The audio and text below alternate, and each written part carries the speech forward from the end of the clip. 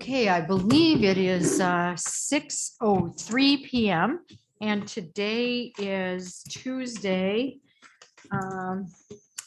May 24th. And we are in the council chambers for the city of Platteville, and I am calling the regularly scheduled meeting of the council to order. Candace will start with roll call. Kathy Kopp, Here. Jason Arts, Here. Lynn Parrott, Here. Todd Casper, Here. Barb Doss, Here. Ken Killian, Here. Eileen Nichols. Here. Okay, the first thing on our agenda is consideration of the consent calendar. The following items may be approved on a single motion and vote due to their routine nature. Please indicate if you want separate discussion. We have the council minutes from the special and regular meeting on April 26th. We have payment of bills. Sorry to say, I have been out of town for the last 3 or 4 days and do not have any appointments to boards or commissions. I had hoped to tonight, but had a family emergency out of town. So I'm just getting through my mail. I do know that we've had about 4 or 5 additional resignations from committees. So I would encourage anybody who's interested in serving on a board or committee to make application, because I believe we have several vacancies. I'm not sure why, but I think we have some people who are moving out of town, perhaps having to do with new jobs. There are licenses in your packet, temporary Class B, license to serve fermented malt and wine beverage for the Southwest Rotary Club Uncorked Downtown Wine Walk on June the 10th from 5 to 8. A change of agent in the Class B combination beer and liquor license for Quick Trip. And I'm having like more than my share of trouble here with my computer. See it? What's next? Read on.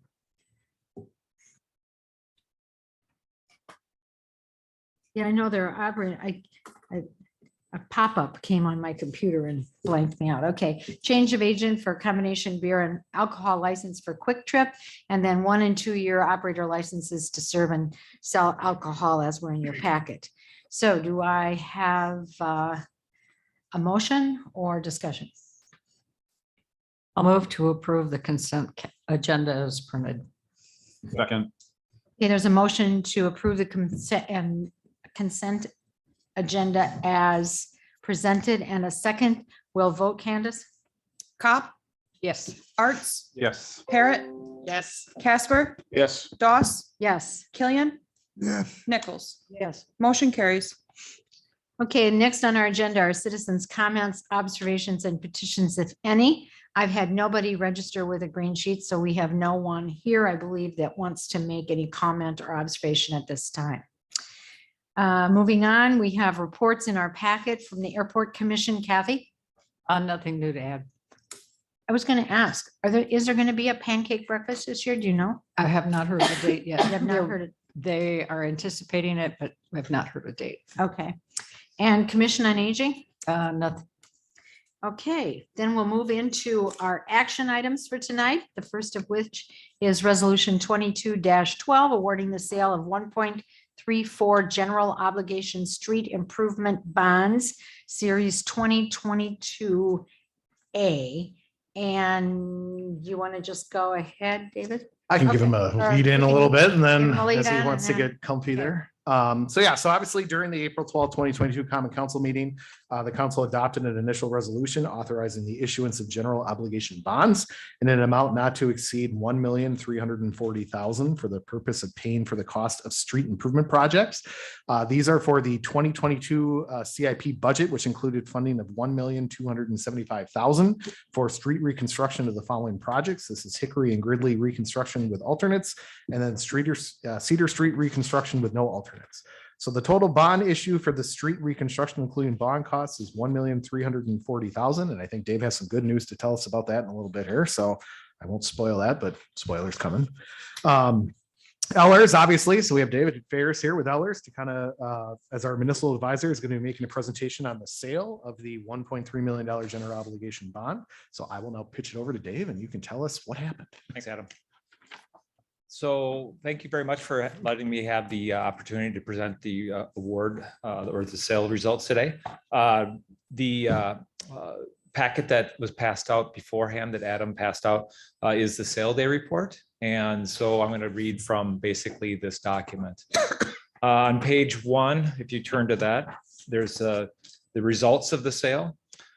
Just going down the line, Adam already introduced the purpose of it, but we also had a rating call, and I wanted to congratulate you on retaining your AA- rating.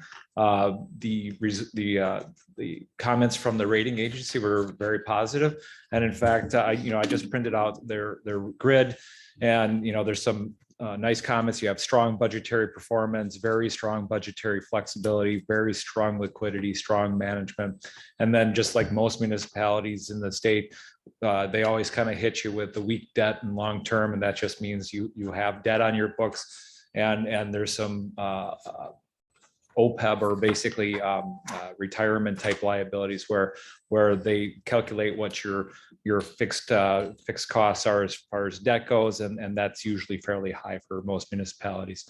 Your weak economy, that's just kind of the nature of your economy based on other municipalities that are AA-.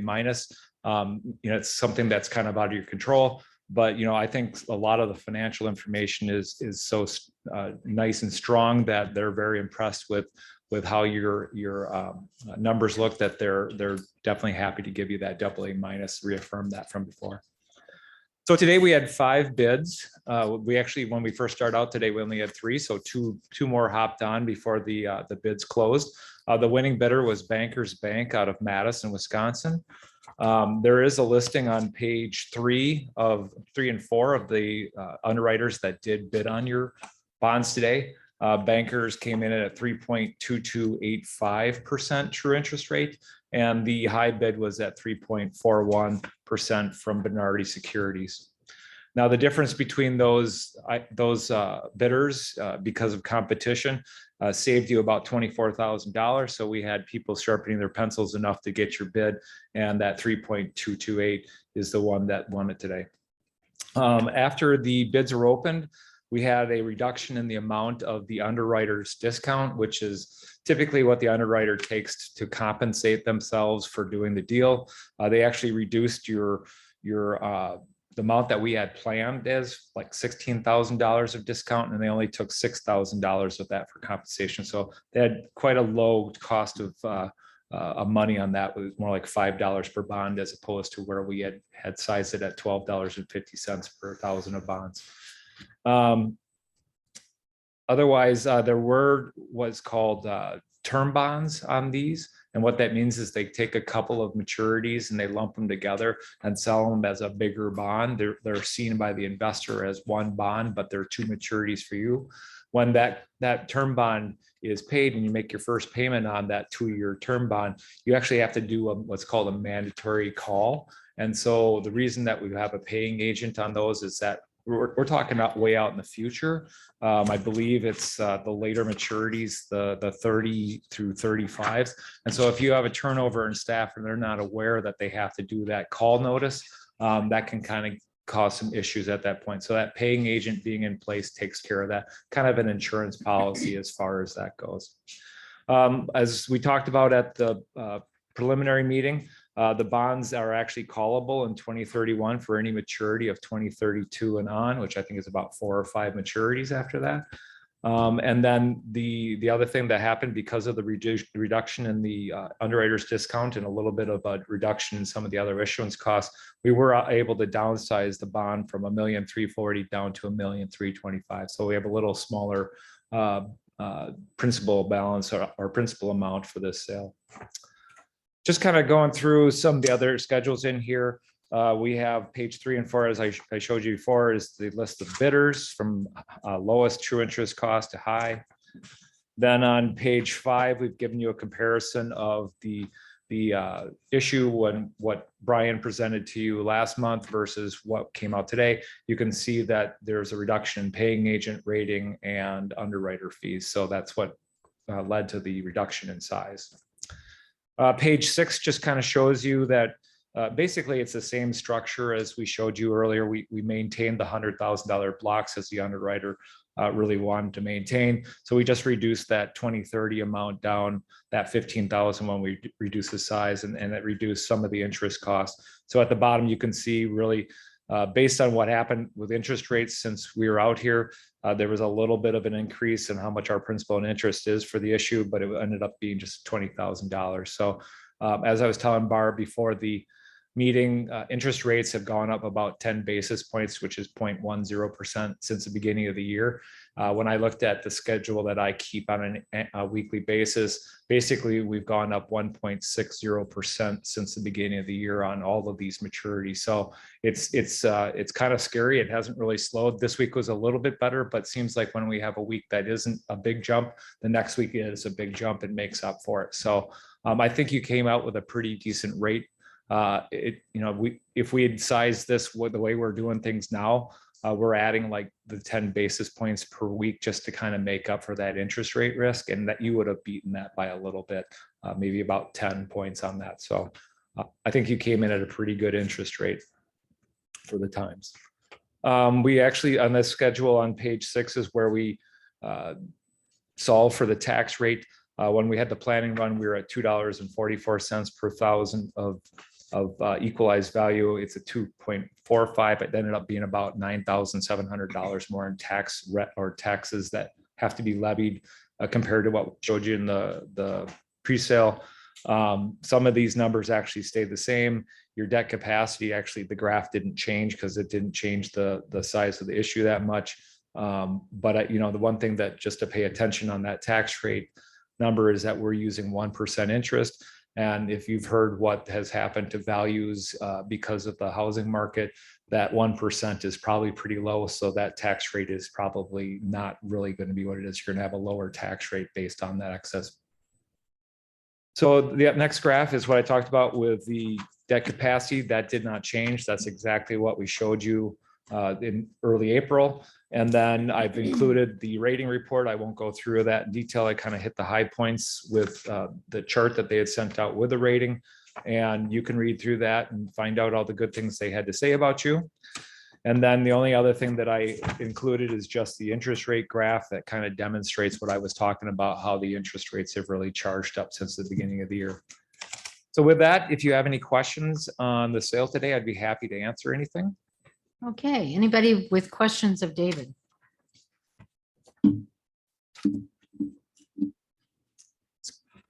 I like that we're issuing a little bit less than we thought we were going to issue. That's good news. And I think it's good news that we're borrowing now instead of in 2 or 3 more months. Who knows? Really? That's right. Mhm. Who knows? It's crazy. Who knows? Okay, any other questions? Otherwise, are we ready to take action on resolution 22-12, awarding the sale of 1.325 instead of 1.34, 1,325,000 in general obligation street improvement bonds. We have a motion.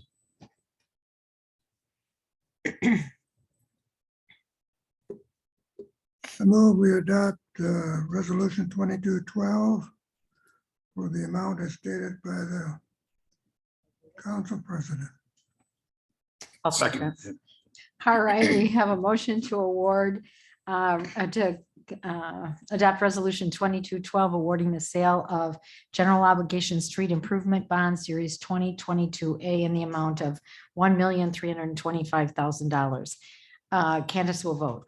Cop, Yes. Arts, Yes. Parrot, Yes. Casper, Yes. Doss, Yes. Killian, Yes, Nichols. Yes. Motion carries. Thank you, David. you. All right. No idea. Our next agenda item then is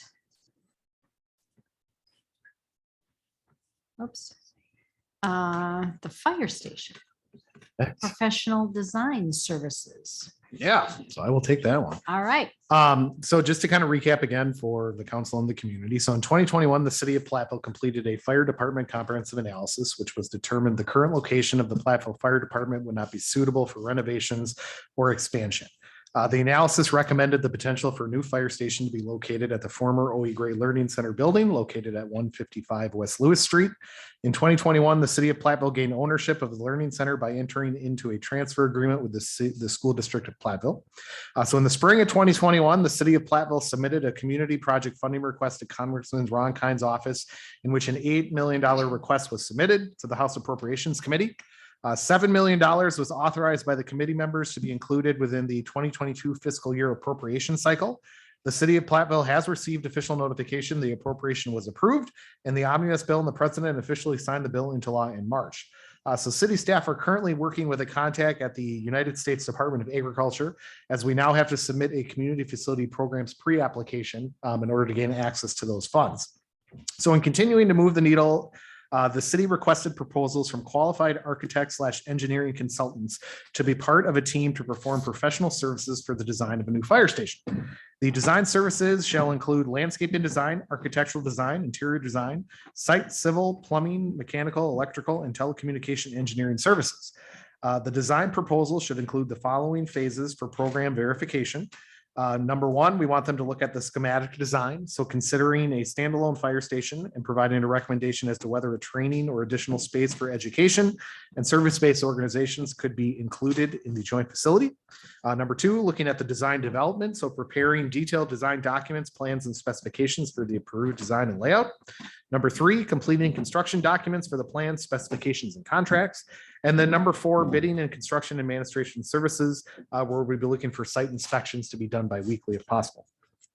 So the deadline to submit proposals was Thursday, March 31st, and city staff received proposals from the following architectural engineering firms that you can see in your packet. We had a total of 10 from various places throughout Wisconsin as well as Iowa. So city staff created the fire station building committee, which consisted of the multiple members that you can see in your packet. We had members from the fire department, our building maintenance specialist, the park and rec director, representatives from Southwest Technical College, the council president, an inspiring community member representative, a plant commission member, members from the town of Platteville, and then also community members consisting of about 5 or 6. So the fire department building committee met multiple times during the month of April to review the submissions. In reviewing the submissions, the committee consensus was 4 firms should be selected for further consideration. So during the first week of May, the fire department building committee held in-person interviews with Keller, SEH, OPN, and Wendell's 5 Bugle Design. After the fire department building committee concluded interviews with the 4 semifinalists on Wednesday, May 4th, the recommendation from the committee was to have the city manager conduct finalist interviews with firms SEH and Wendell's 5 Bugle Design. On Tuesday, May 17th and Wednesday, May 18th, myself and Fire Chief Ryan Simmons conducted finalist interviews where SEH and Wendell's 5 Bugle Design were asked 6 identical questions. So going into kind of the budget and fiscal impact, in reviewing the cost proposals submitted by the finalists, both firms provided estimates to complete the 4 phases of the fire station design project based on a total fire station design of $10 million. So what you can see in your packet is basically for those 2 firms for the 4 phases, they were pretty much identical in regards to the total amount that it would cost to do the kind of designing. You can see various in some parts, some are lower, some are higher. So during the final interview process, both firms indicated they would be agreeable to negotiating a contract, which would be for a flat fee of 6% of the total construction cost of the project. Therefore, if the city of Platteville were to construct a fire station that would cost greater than $10 million, the overall fee percentage would not increase. Some of the other firms had kind of escalator scales, so we wanted to make sure we had that question kind of solidified. Both firms also indicated they would recommend waiting until after the completion of phase 2 before determining if the city of Platteville would like to move forward with the construction manager at risk. Both firms indicated that they would be open to assisting in the contracting of a construction manager and expressed estimates that would potentially be around 2 to 3% of the total construction costs of the project. So for example, if $10 million was the project, this would equate to about a $200,000 to $300,000 cost for a construction manager. City staff continues to review the funding sources which will be utilized to cover the cost of the 4-phase architectural design process. Recently, the city of Platteville has received an incredible donation to assist in the funding of a portion of the cost of the design phases. During the meeting, I will be taking a moment to recognize the donators who are in attendance tonight. So I do want to recognize, we have both here with us, Deb Rice and Bill Colster. They have graciously agreed to donate a certain amount of funds every year for the next couple of years to help assist with not only funding this, but potentially for the fire station. So obviously, on behalf of city staff, I definitely want to acknowledge both of you and thank you very much for the assistance that you have given, and kind of give you an opportunity if there's anything you would like to say after we get to the end, or if you want to do it now, we'll kind of wait to that, but I'll kind of get to the finish here so you can kind of hear what the recommendation was from staff. So basically, after careful consideration of the recommendations from the Fire Station Building Committee and after meeting with the finalists, staff would recommend the Common Council select Wendell's 5 Bugle design to move forward with the professional design services of a new fire station. I want to stress the 2 finalists interviewed present very well and answered all the questions asked. The consensus was Wendell's 5 Bugle design displayed the best of all the firms in their ability to meet the demands of the city of Platteville's pursuit of a new fire station. So what we would be looking for tonight, or what I would be looking for tonight, is a motion to move to authorize myself to enter into contractual agreement with Wendell's 5 Bugle design to perform professional services for the design of a new fire station. That's pretty much what we have in front of you. So a lot of the reason, not a lot of the reason, but some of the reason we went with that is from a budgetary standpoint. The generous donation that is being given does help fund a lot of the first phase of the project. So we certainly took that into consideration. But when we met with the building committee, the consensus, even before it was kind of the 2 finalists, was that the majority of the committee felt that Wendell's 5 Bugle design was kind of on their high list. And then after interviewing, the consensus basically from staff was the same. So that's why we're looking forward. We're looking essentially to move forward with them. Any questions? Okay, questions from council members about the contract? Just one, can you explain in the second paragraph? Both firms also indicated they would recommend waiting until after the completion of phase 2 before the city of Platteville would like to move forward with construction manager at risk. Yes. What does at risk mean? So this is something that continually was discussed, not only from the committee, but then also in the finalist interviews. There are kind of 3 options you can do when you're building a building. One is basically you can go with the general contractor, which is it just kind of, there is nobody, essentially there's the architect and there's the city, and then there's whoever hired to do the project. So there's kind of 3 separate entities that you hope kind of all work nice and play in the same sandbox. That doesn't always obviously happen. So what is in here is when they're talking about construction administration, throughout the process, Wendell's and 5 Bugles design indicated that if they were the firm selected, they will supply construction administration throughout the entire project. So they essentially will be here pretty much every day, kind of monitoring everything. The difference between construction administration and construction manager at risk is when you hire a construction manager at risk, they are responsible for anything that goes wrong with that project. So they have skin in the game to make sure that they are on the project site every day. If there is something that is not being done to the specifications of either the architect or the city, they basically go after the contractors and say, no, you need to fix this because otherwise I don't get my fee.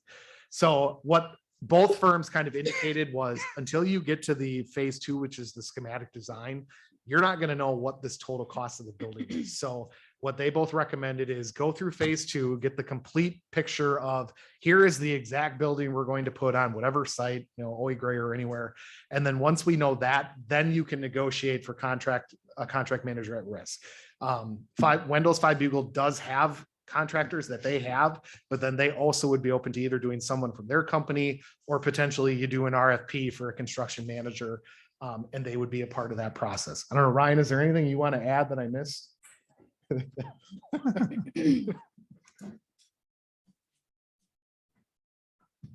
No, I think you hit most of it pretty well. The big thing is the construction manager, no matter if we go anyway, there's also another version kind of in the middle there.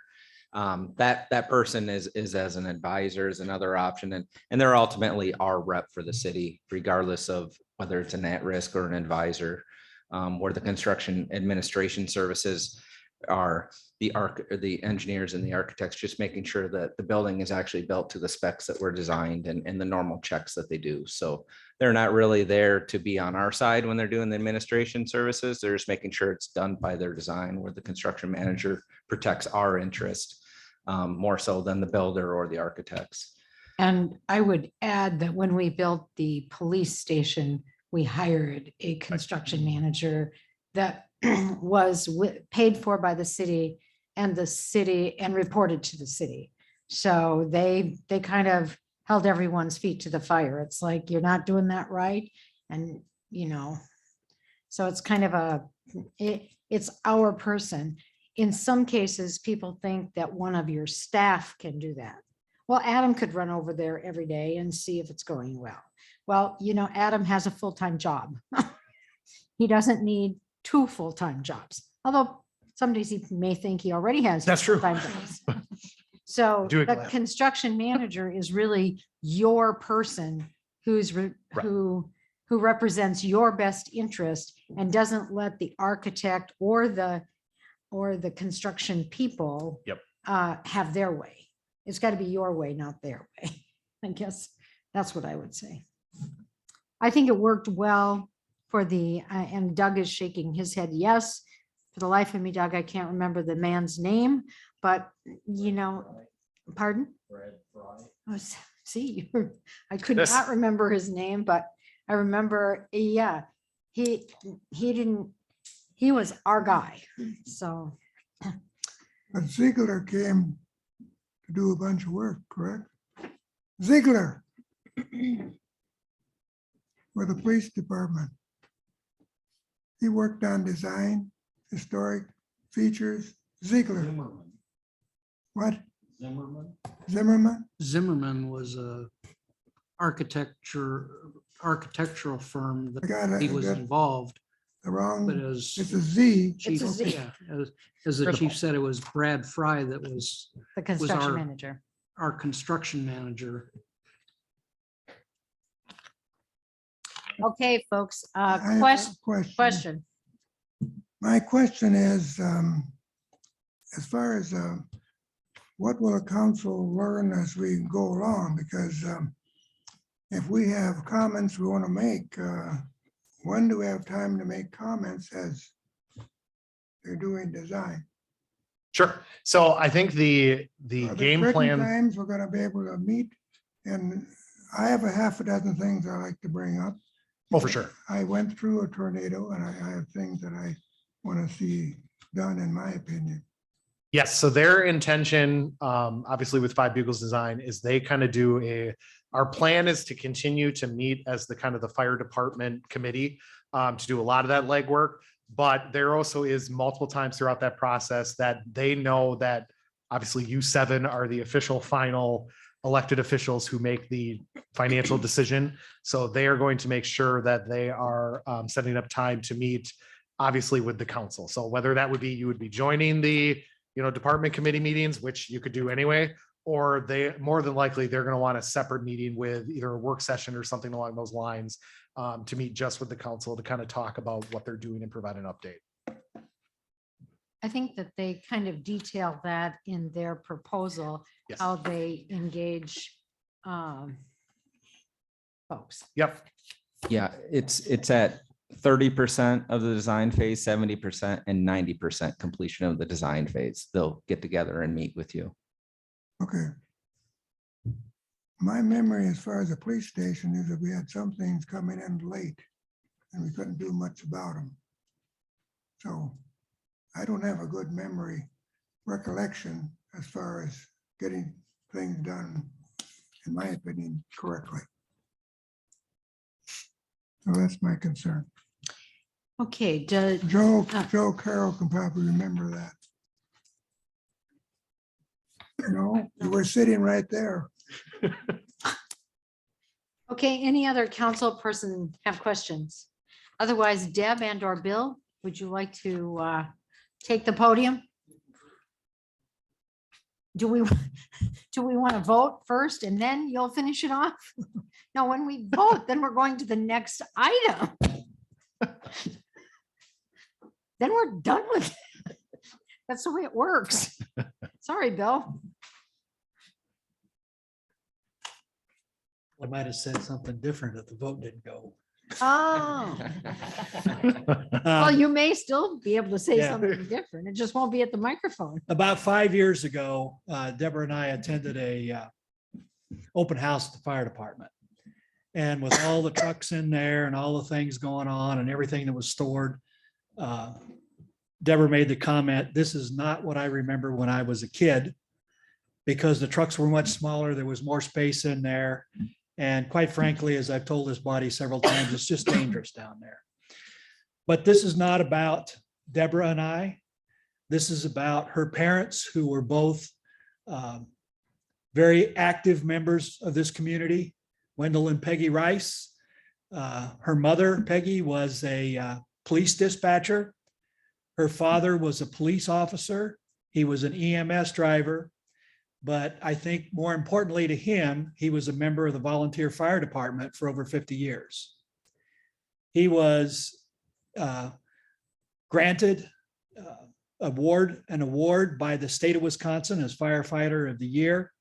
And then he has other numerous, I think the city gave him the key to the city one time for his volunteer work. And we had elected officials from Madison down here when he retired from the fire department. But like I said, it's about them. It's not about us. And we're making this gift to get this thing going in their memory. No? Thank you. Thank you.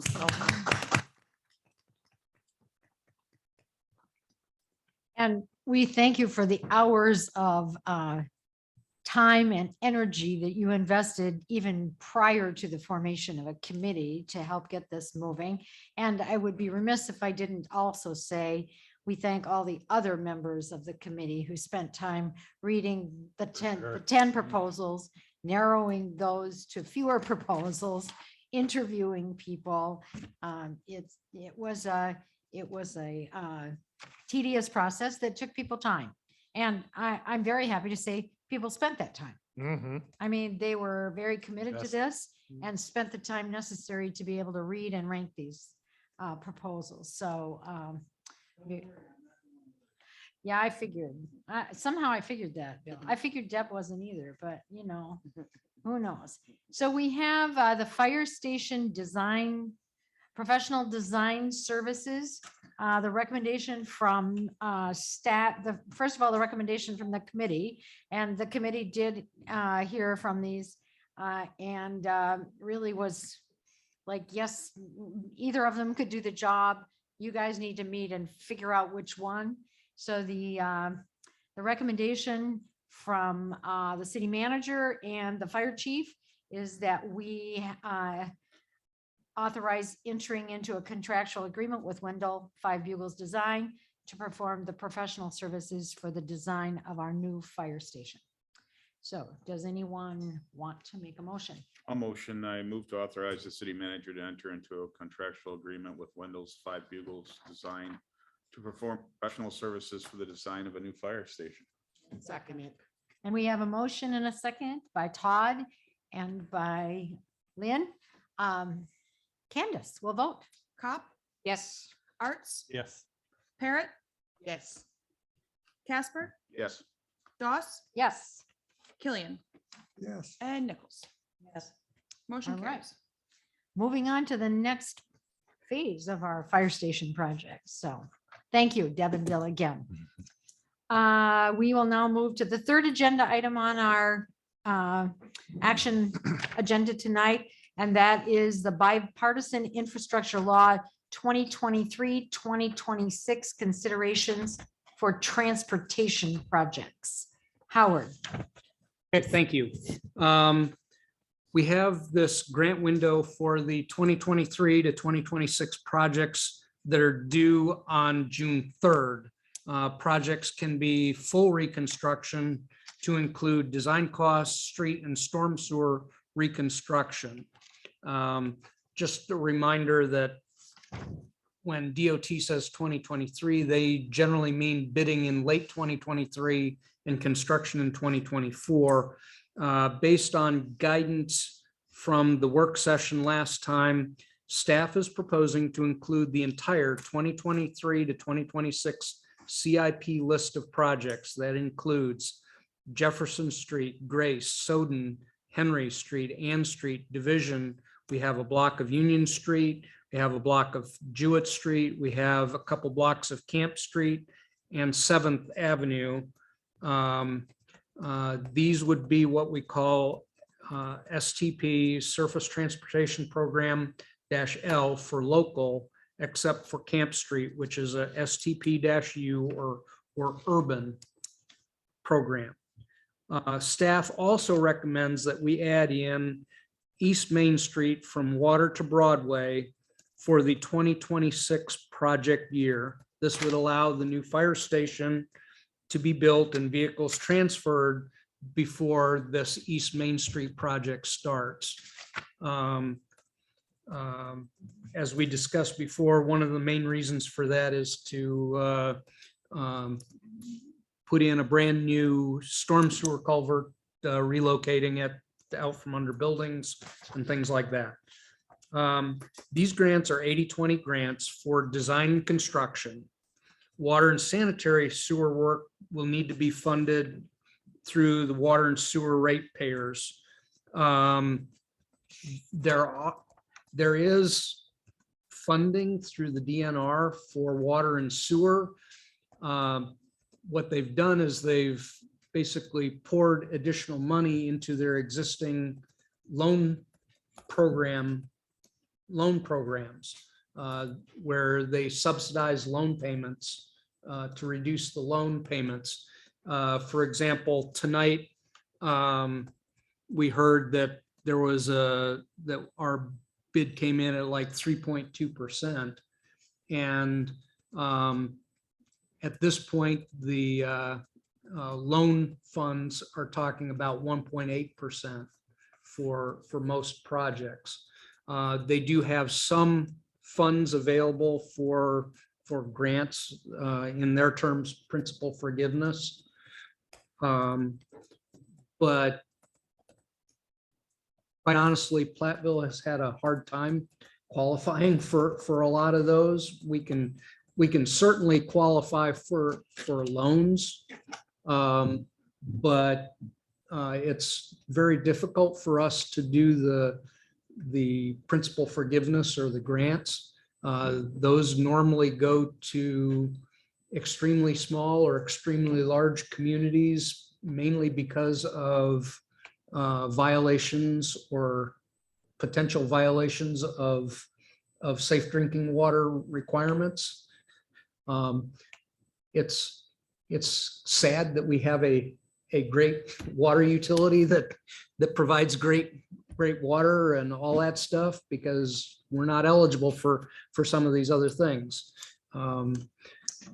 So I just wanted to make sure that you understand that. What I have is our current CIP plan spreadsheet, and I put a map on your desks tonight to remind you of where those streets are on this map. The streets in blue are the ones that I just read as the CIP list, and the red one is the recommended East Main Street project.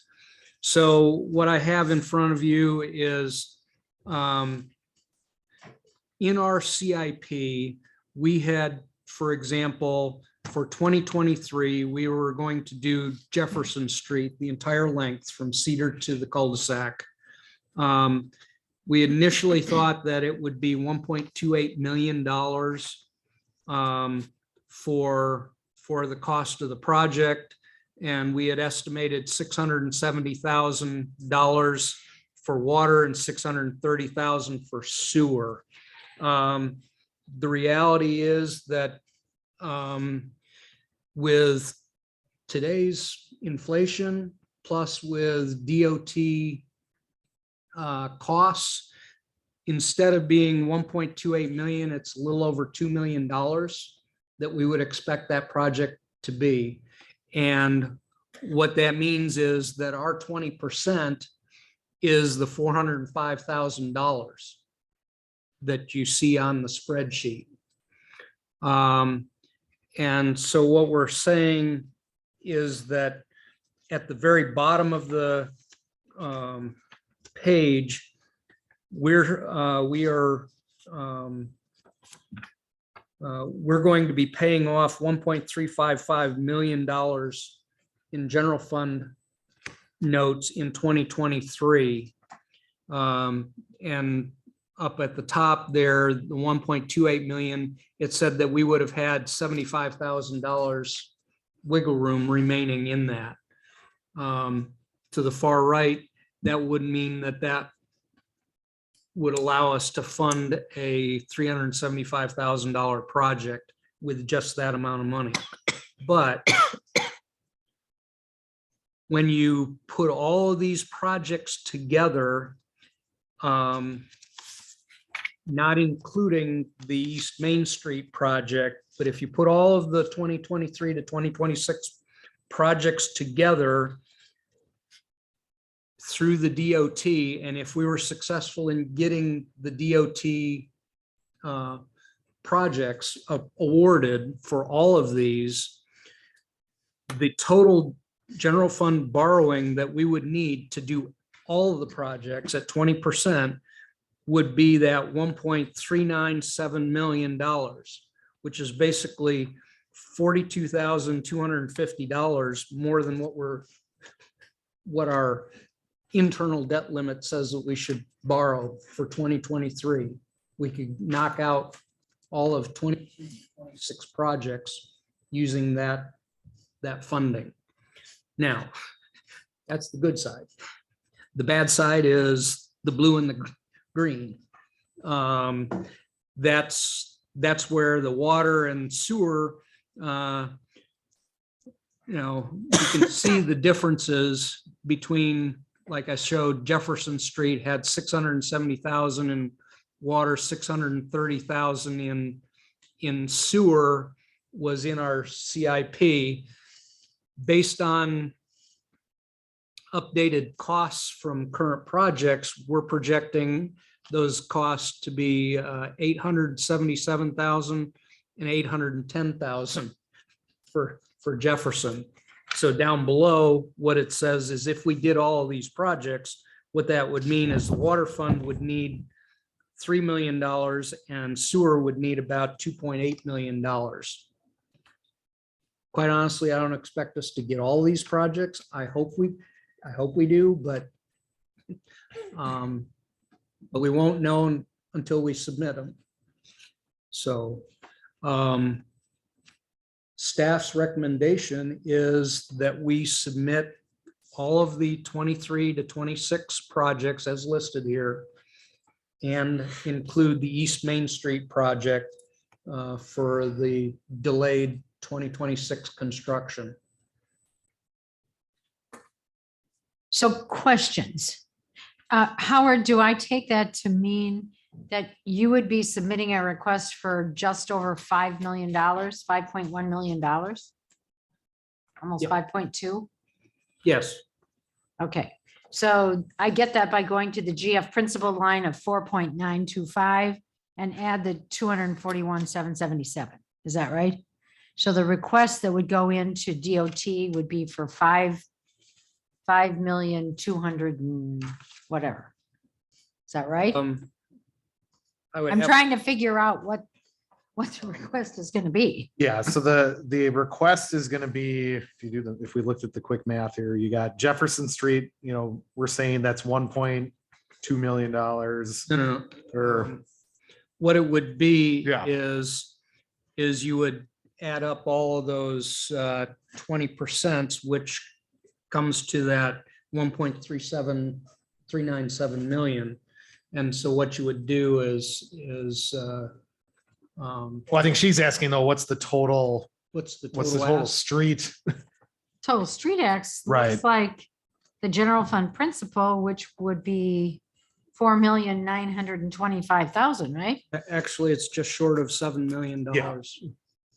It's just short of 7 million. So what, Where do yeah, you- what that line is showing you is the 4.9 million is from 2023 to 2026. That is essentially, if we as a city continue to follow our borrowing policy, that is the amount of debt essentially that is being paid off in those 5 years. So what this is showing you, now that's just general fund, that doesn't count the water and the sewer. So what this shows is if we were to receive the funding of all of the projects for our capital improvements from 2023 to 2026, that essentially would be 1.3, the 1,397,250. So we'd be $42,250 over our 2023 limit. But then technically if we're just talking geo debt, we're actually going to be saving then over the course of that $3.4 million. So that's the good news. The questionable news that we would still have to figure out, again, I don't think there's any question we want to submit all these, but then it's the water and sewer side, because then what we're looking for is historically, we normally borrow about 2.4 to about $2.3 million on each side. Well, as you can see from the request, we're looking at almost $5 million that we would be submitting in 1 year that we would have to pay for. So we have our financial advisors, obviously Ellers was here. We've already shown them this and said, can you start running when we look at our long-range financial planning, what that does? Because if we are able to obviously take on that front-loaded debt, but then for the next 4 or 5 years, it's kind of a two-handed conversation. It's either we've knocked out over 4 years of projects, we can kind of lay low a little bit, or potentially we have the financial flexibility we've now have $3.4 million that we are saving. We can maybe throw that into a lot of these conversations we have about, I mean, in this book, we know there's about 5 pages of roads that we should be doing that we're not. So maybe that helps us cross that list. The big thing to remember this is a submission. So this does not mean then if we get approved as council members, you have every right to, if that financial analysis comes back and says, yeah, no, we're going to recommend that as staff. We'll look at, obviously, as Howard indicated, we would love to get approved for every single one of these projects. I'm going to assume that's where, I think Howard would be dancing on this desk if that were to occur. But I don't think that's going to happen. So I think there'll be some conversation as we look at this. The good news is, from a general obligation debt side, we definitely have the ability to do this. From the water and sewer side, can the water and sewer take on $5 million? That answer is probably yes. But as Barb knows, and as Eileen knows, and as Ken knows, being on those committees, that's a rate case issue. So we're going to have to financially analyze whatever we would get approved. We're going to have to bring that back to water and sewer and also to the council, because the last thing we want to do is, say, yes, we're going to accept all these. And that equates to, well, sure, you can do that, but now that's a 15% water rate increase on all of us. And I don't think any of us wants to do. Yeah, I know. I was trying to be generous. 50. I was trying to paint a better picture. But to answer the question, if we are to do all of these projects, as I said, we're talking about $7 million, just short of $7 million worth of projects. We would be paying just under 1.4 million, and the DOT would be paying the 5.6 million. So that was my question. What was going to be the submission to DOT? It's going to be for $7 million Correct.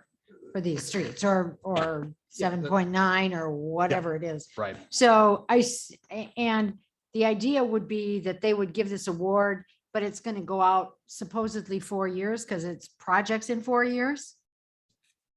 It could be awarded over multiple years. Yes. Right.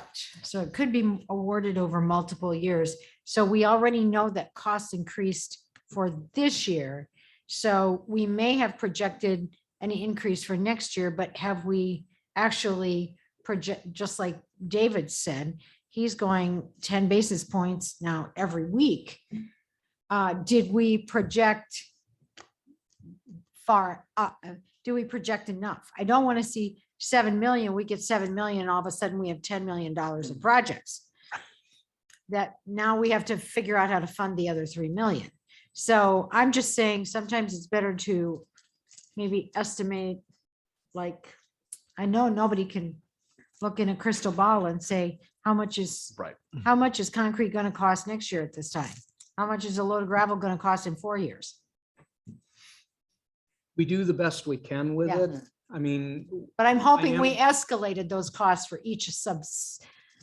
subsequent year. Yep. Yes, I've been working with these numbers and I'm trying to put in what I would hope to be realistic escalators for the different years to try to cover us for a lot of that.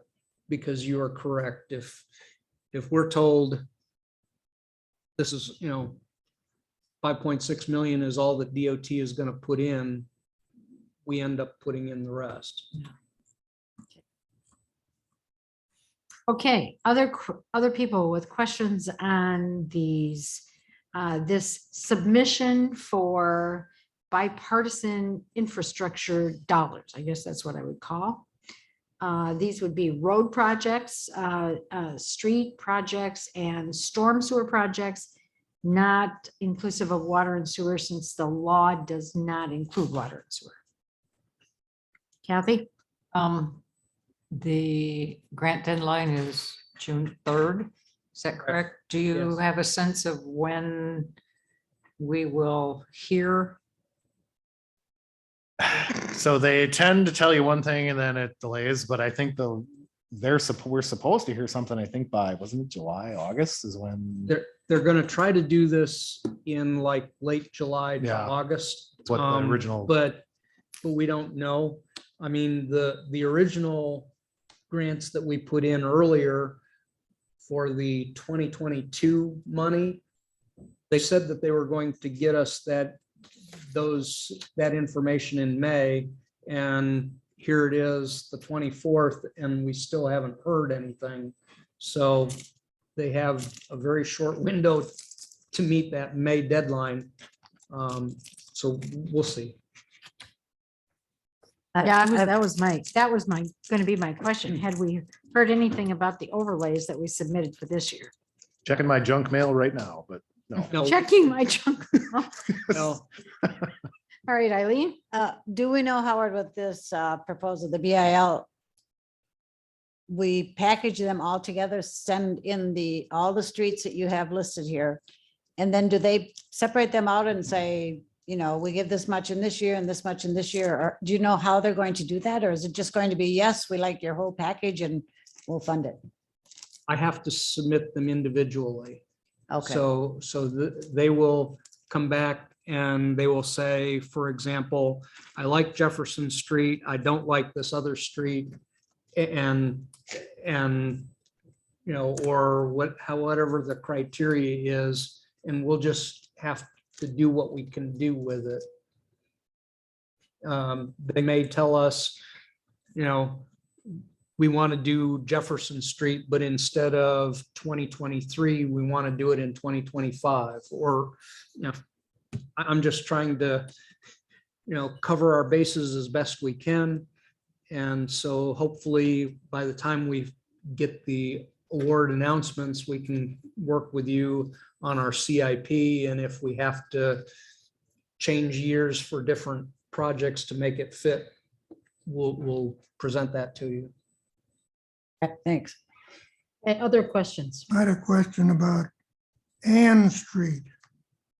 How much we putting in for Ann Street, 2025 Short Street? You got a number here, it's in blue, is 154,000. How much is going to be submitted? Ann Street, the blue is the updated estimate for water main replacement on Ann Street. Our original CIP said it was 128, and our current estimates are saying that it's going to be about 154,000. What we're saying is that Ann Street would be a $356,000 overall project for the city with the DOT. And then that split would mean that the city's 20% is the 71,250 in the far right column. The reason I asked about it is I'm looking back into the CIP, this book, and it says Anna Street, water, sanitary sewer, and storm sewer. And I thought we replaced the storm sewer a few years ago already because we had a situation where the water was coming from Broadway and it was surcharging artesian wells. And so we had to do that. So that part is done, as far as I recollect. Because I got a phone call one Sunday night, 8:30, person said, water's going down my backyard. Yes. So does that make a Ann Street, difference? Ann Street would be, we would do any minor storm sewer to capture water off of Ann Street itself, but the major stormwater work is done as you remembered and recollect. But the problem is that we still have an Got a old 4-inch. 4-inch water main on Yeah. that street that we need to replace. Another thing that comes to mind looking at that street is that the curb and gutter is good. And I looked at some of the other streets 2 weeks ago. Some of those streets have good curb and gutter. So when we're going through doing these things, seems to me you're taking and putting in all new curb and gutter. And some of these streets don't need new curb and gutter. I'll give you an example of that. You did that with South Court, Harrison Street to end the South Court. You did not put in complete new curb and gutter when you did that street in 2019. So to me, it looks like it's not a good use of money to come in and take out the good curb and gutter and then come back in and put in curb and gutter again that you could have kept in place to begin with. That during the design process, I like think, I say, my concern is that doing, just curb repairs, may not necessarily get us the life that we want out of that. Especially if we're doing water and sanitary service lines to the houses. There'll be a lot more of those curb patches, if you will, and it may be just as efficient and better in the long run to do the whole thing rather than. well, in 2019, you switched the water supply from the west side to the east side, and to me, it looks good the way it came out. So I'm just saying that I think we can do a better job as far as saving money. Why spend money on more design and more construction? That's my suggestion. Thank you. Thank you. Okay, folks, we have a proposal in front of us that would enable staff to move forward submitting our current 2023-2026 CIP list of street projects for the proposed BIL projects, and also include East Main Street from Water to Broadway for construction, but in the time period no earlier than 2026. Does I would- anybody have additional yes, questions? I would make that motion. Okay. I'll second. We have a motion by Eileen and a second by Kathy to approve staff submitting this current list. Candace will vote. Cop, Yes. Arts, Yes. Parrot, Yes. Casper, Yes. Doss, Yes. Killian, Yes. Nichols. Motion carries. Okay, we'll move now into the information and discussion portion of our agenda. The first two items, I assume, are closely related. This is the contracts 3-22A and 3-22B that talk about the inclusive playground construction, probably also the parking lot at the Broski Center and the North Second Street sidewalk. Is that correct? Yes, So it's really not just inclusive playground, it's 3 projects. that is correct. Yes. Okay. The contract 3-22A is for technically for all of the grant supported work. The award of the equipment contract is basically going to be assumed by this contractor, so that just short of $1 million that was awarded for that is technically part of the overall contract for this contractor. And all of the rest of the grant funded work, to include, as you mentioned, the sidewalk on Second Street and the parking lot in Legion Field. So we had 3 contractors. Bids were opened and the low bidder was M. Jolma. And they're from Ashland. It's a long ways to go, but they have a project engineer who is a recent graduate from here. And so they saw this and wanted to bid and compete, and they're doing so. We're going to have a discussion with them here next week, I believe it is, just kind of make sure that we understand that they are that they understand what the parameters and that they have a good background. So what we have, just to understand the basic budget and fiscal impact, it's probably better to look at the spreadsheet, and maybe I should turn that over. Sure. To you. Yeah, so all of you should have kind of this spreadsheet that is in front of you here that has all of the kind of information. So this kind of gives you the breakdown of the 3 projects. So obviously it's Smith Park, the Second Street, and the Legion Park parking lot.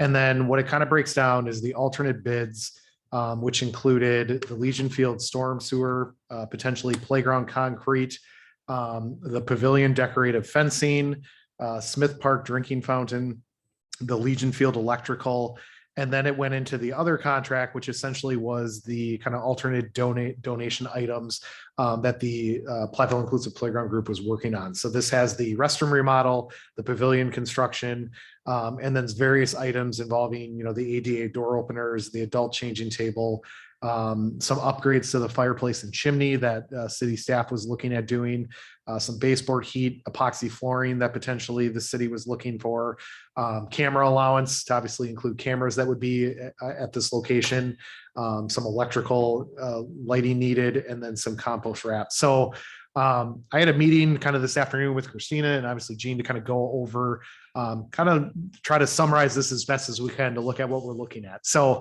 if you take everything that is on this sheet and essentially add it together, all right, you have $2,882,169.28 in cost. That is for everything. If we wanted to do everything that was bid, all the alternates, everything else. So when you subtract the amount we actually got awarded for the grant, as well as the $100,000 contribution that the city made to go towards the shelter, that leaves $560,199.28. That's essentially left. So working through kind of talking with the Platteville Inclusive Playground, there are items that obviously, if we could not get money to fund all those, they certainly would be open to either reducing those or eliminating from the project. We also looked at that as well as the city. So what we did is to try to get down to a number. We looked at the fact that although we would like to have decorative pavilion fencing, the fireplace and the epoxy, I think in talking with Park and Rec Director Lowe, we feel that we could be able to potentially, as a staff, come up with a respectable alternative that could put a cover on there and also potentially do the floor to reduce the cost of what was put into the bid. So we removed those items out. Then also there were certain things that the Platteville Inclusive Playground Group was looking to cover. What they have looked at is they are certainly open to considering covering the difference between the cost to do the first construction phase. So if you look at the sheet, there's about $164,000 there. That's a difference between what was bid and what essentially we got awarded in the grant. That was some of the funding that potentially was talked about that PIP would cover. The Platteville Inclusive Playground also looked at that they would try to fund and cover the costs of the pavilion. So that potentially would be something that would be taken out of needing to be covered.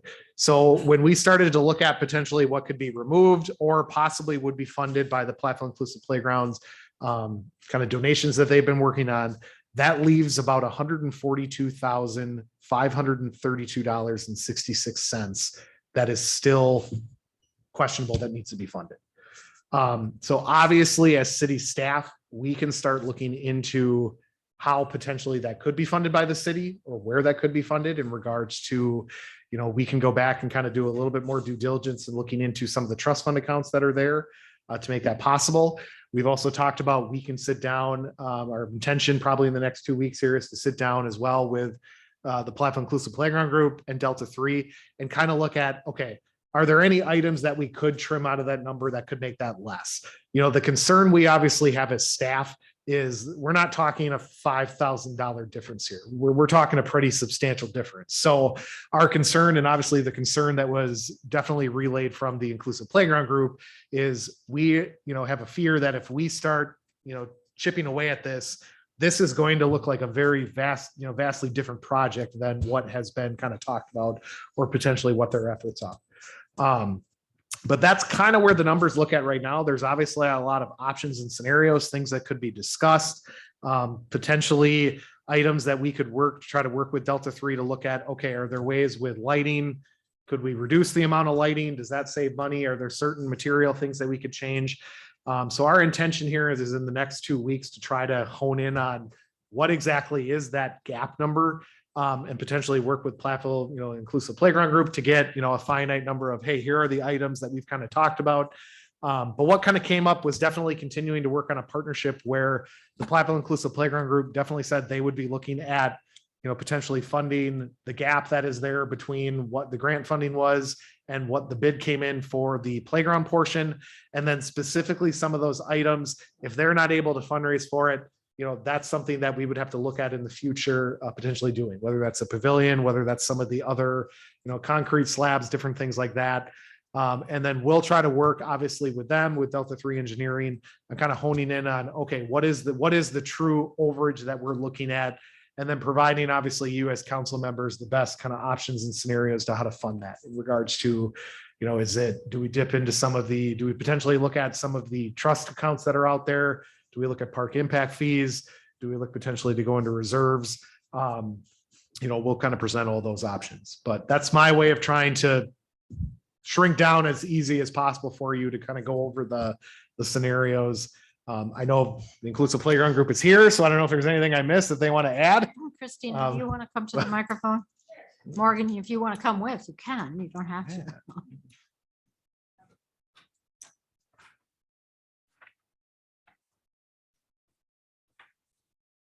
Dana Burr, you guys all know me well by now, but thank you. First, I guess before we dive too much into the numbers, I just wanted to say, again, thank you guys for your support as a council and as a staff. When budgets go over, or when contracts come back higher than they bid, it's easy to get frustrated by that, or to start to say, well, what do we do here now? But before we go into numbers, I just want to remind us what we've accomplished here so far, and what an incredible upgrade this is going to be to Smith Park, and how it's going to impact not just Platteville, but all of Southwest Wisconsin. So I don't want us to lose sight of what, as a group here, we've all done together in collaboration. And so I'm really appreciative of that. As I was sitting there, Adam, I think we miscalculated one number. So this afternoon, so I don't think we included when we did the minus, that we had our 2,882,169.28. The first subtraction we did was 2,221,970. And we were saying that was the grant plus our 100,000, but that actually is just the grant. It'd be 2,331,000, 321,000. So I don't, if we do that, we're. So I have that in my number. So I've got the two, when I subtract, so we got 2.8 million, and then I subtract what we got in the grant, which was 2,221,970. And then I also included the $100,000 for what was earmarked for the bathrooms. Oh, you did. Yes. Maybe I missed that. So that's the 500. So that leaves us at 560, 199.28. Okay. All right.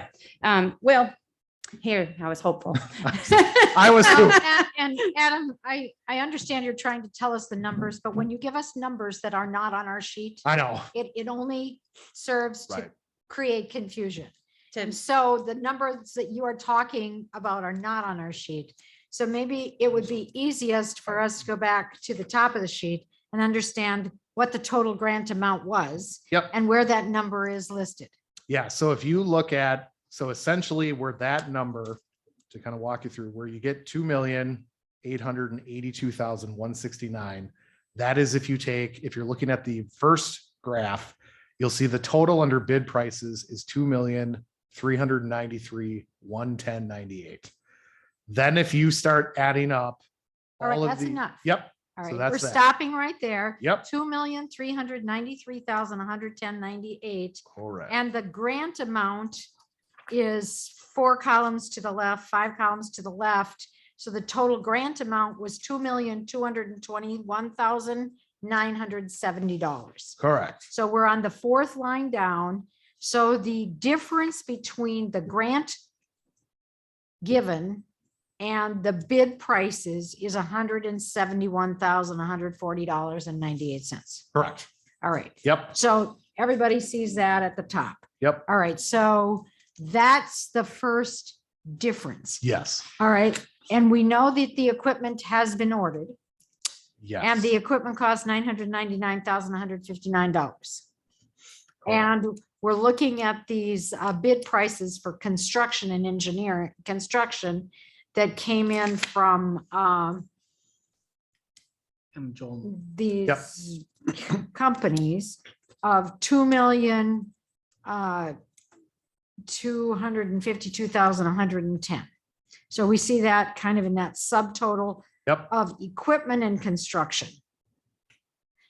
I need help understanding why, if the equipment was ordered and that's separate, why that 999,159 is included in the subtotal.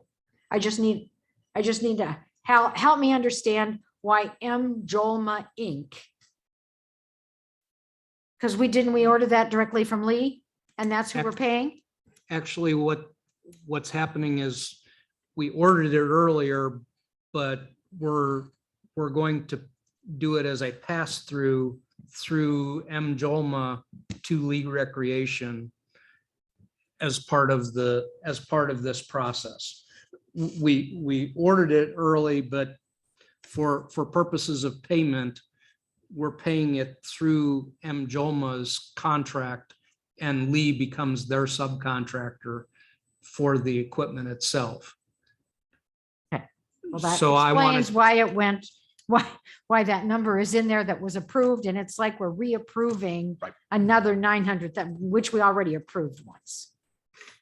Okay, so I understand that. So then we say the contract came in $171,000 over Yes. what our anticipation was.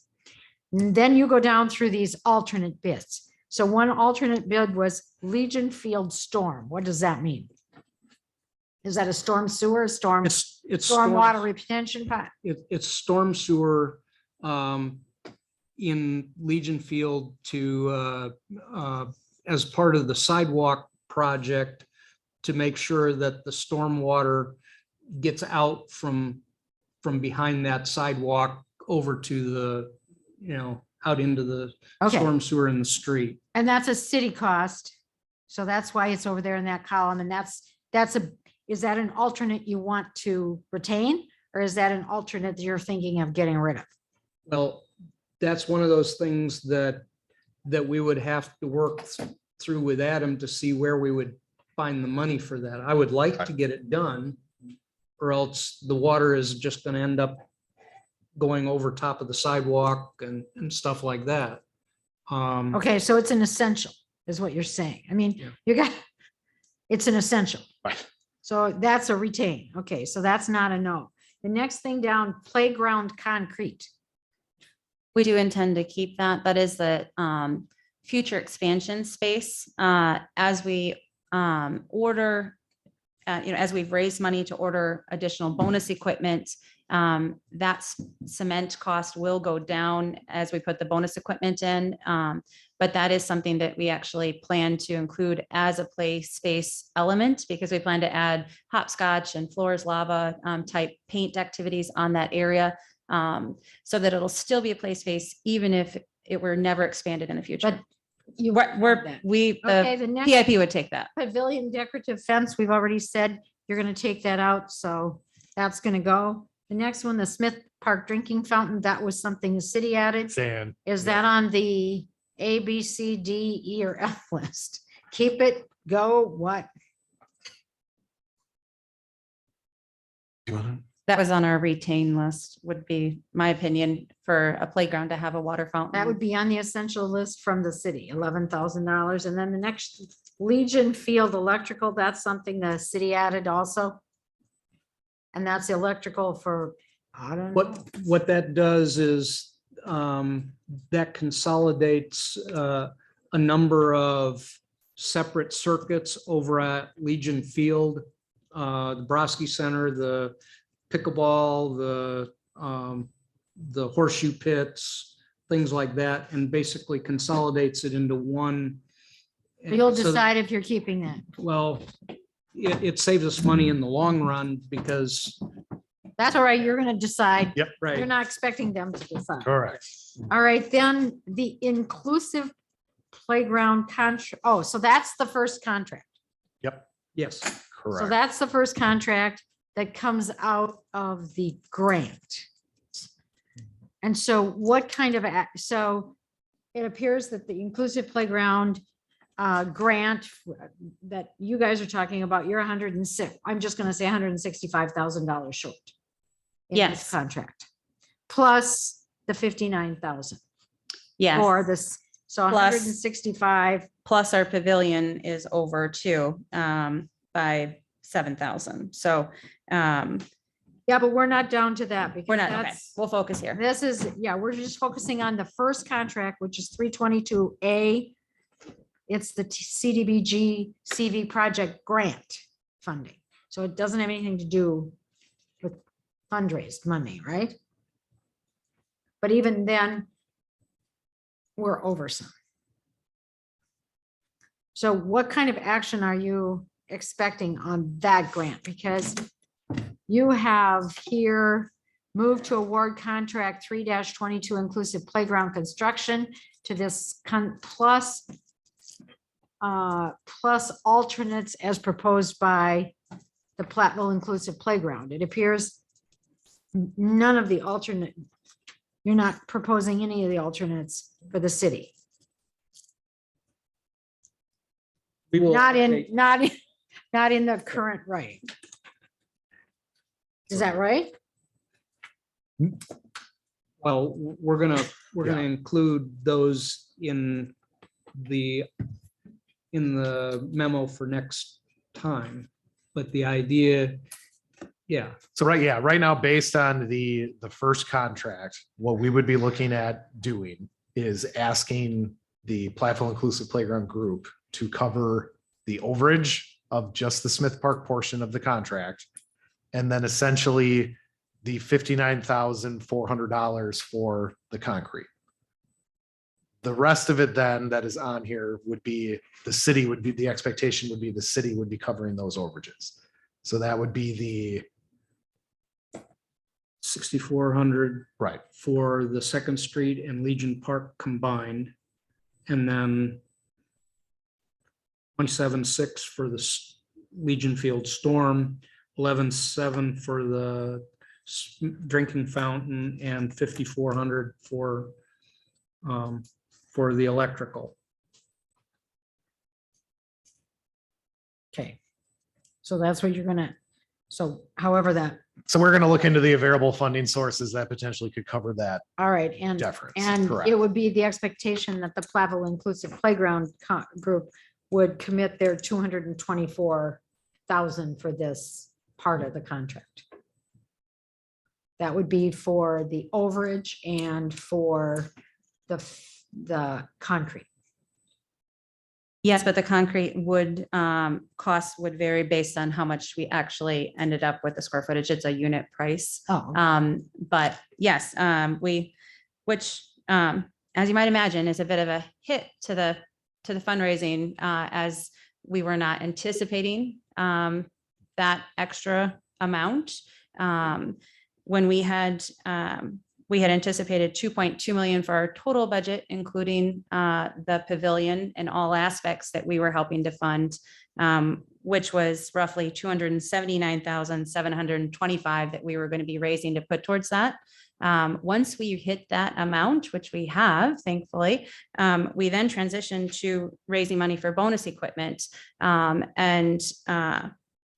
So that, because everything went over, we're now going to have to circle back and start raising money for those overage costs, because money that we've already committed to bonus equipment, we certainly can't move over to these overage because our donors have already stepped up and committed to the bonus equipment. We do have some grants pending. We still have about 81,000 pending in potential grants. So we're hopeful that we may receive those. And we're still have some active fundraising that we're doing as well. So we are working hard at it.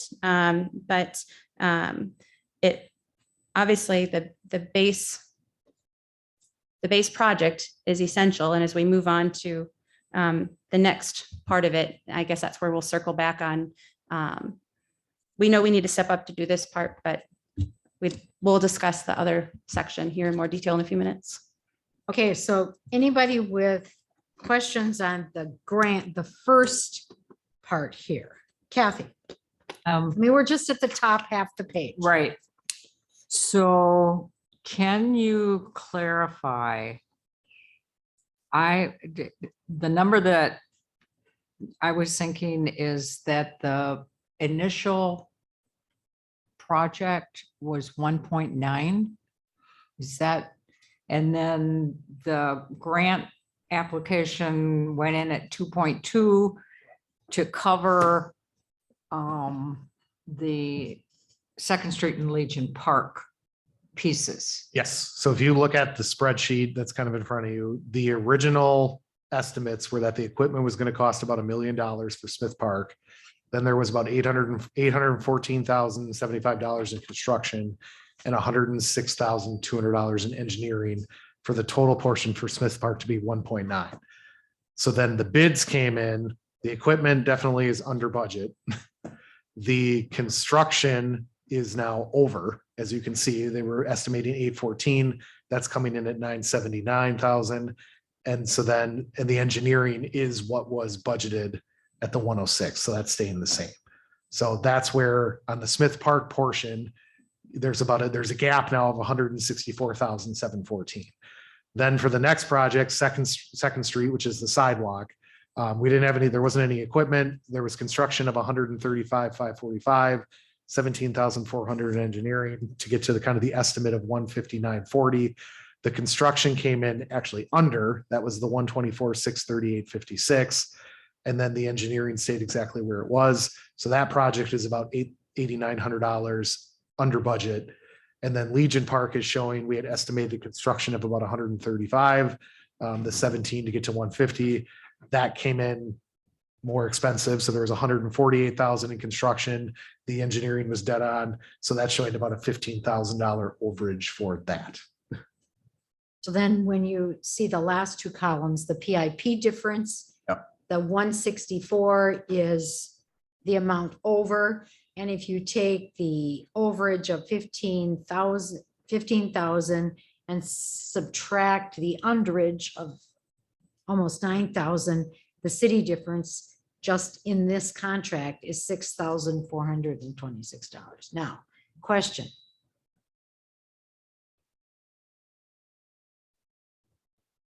And then the next 1, 2, 3, 4, 5 lines down are the alternates that were added to the bid. Alternate 1A, 2A, 3A, 4A, and 5A, if you look at the bid sheet. So one was the Legion Field storm sewer to get the water off the sidewalk. That was a city ad. That's 1A, I guess. Yep. Then 2A is the playground concrete, which is 2A the playground concrete? Mhm. 2A is. Yep. Is the playground concrete, which came in at 59.4, which is the 2A was an ad by the playground group. 3A was an ad by the playground group, which was pavilion decorative fencing of 86. The fourth was the Smith Park drinking fountain, which was a city ad that came in at 11.7. And then the fifth alternate was for Legion Field Electrical, which is too difficult for me to explain, which was a city ad.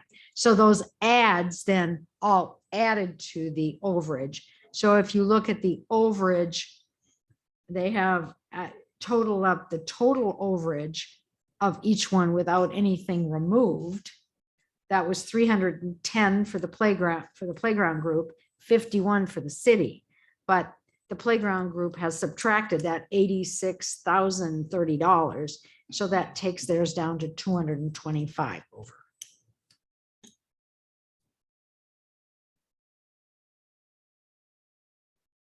Got it? Clarification for me. So the money that was raised by the Platteville Inclusive Playground Group, that is all covering everything in 3-22B. So there wasn't any money like that would be available to cover anything in this. You did general fundraising. We did general fundraising up to the 2.2 million, which would have covered all of what is in contract 322B. Well, I should clarify, what would have covered the pavilion in 322B based on the estimate that we had, as well as the other elements that were in that fundraising that we were doing included things like the accessible picnic tables, the signage, and the maintenance fund, things like that. So no, we had not anticipated being 221,000 over. Okay. And then where does the 100,000 from the city figure into all this? So that'll be under the. That's 322B. Okay. All right. Yep.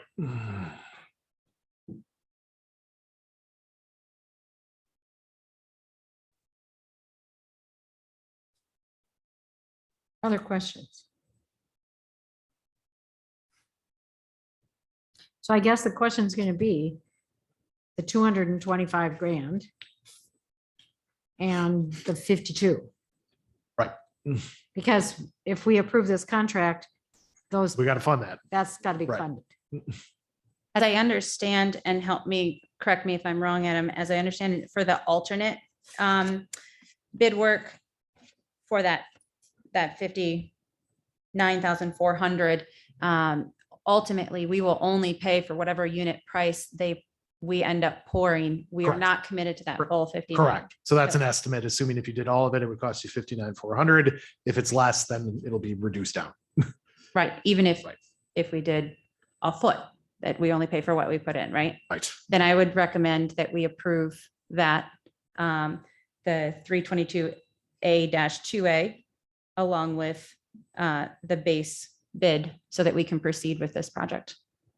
And that means you're committing to that. That means I'm committing to those two.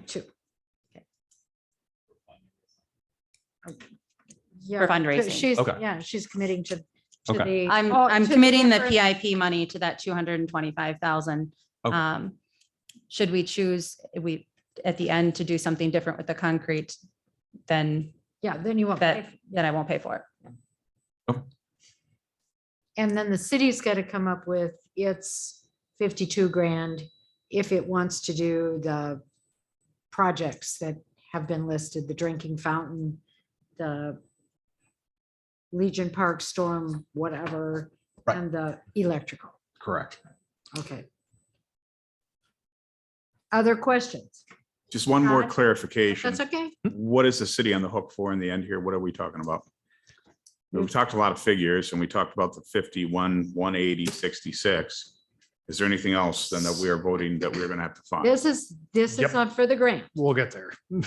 So Okay. this first part is, we've Right. applied for a grant from the state Department of Administration, and now we went out to bid on that contract, and it came in over the estimate by $171,140. Okay. Yeah, So So right what are we now Actually, you're yeah, committing, The city has received, so the city received $2.2 million. And because of overages in the budget and then also additional ads, we essentially, without, if you include what's being donated by PIP as donations, the city's additional ask to just do that is about $52,000 Okay. that we would That's have what to we're so figure. that's in Yeah. this first. Right, so that's the first part. 22A. Right. Yep. Okay.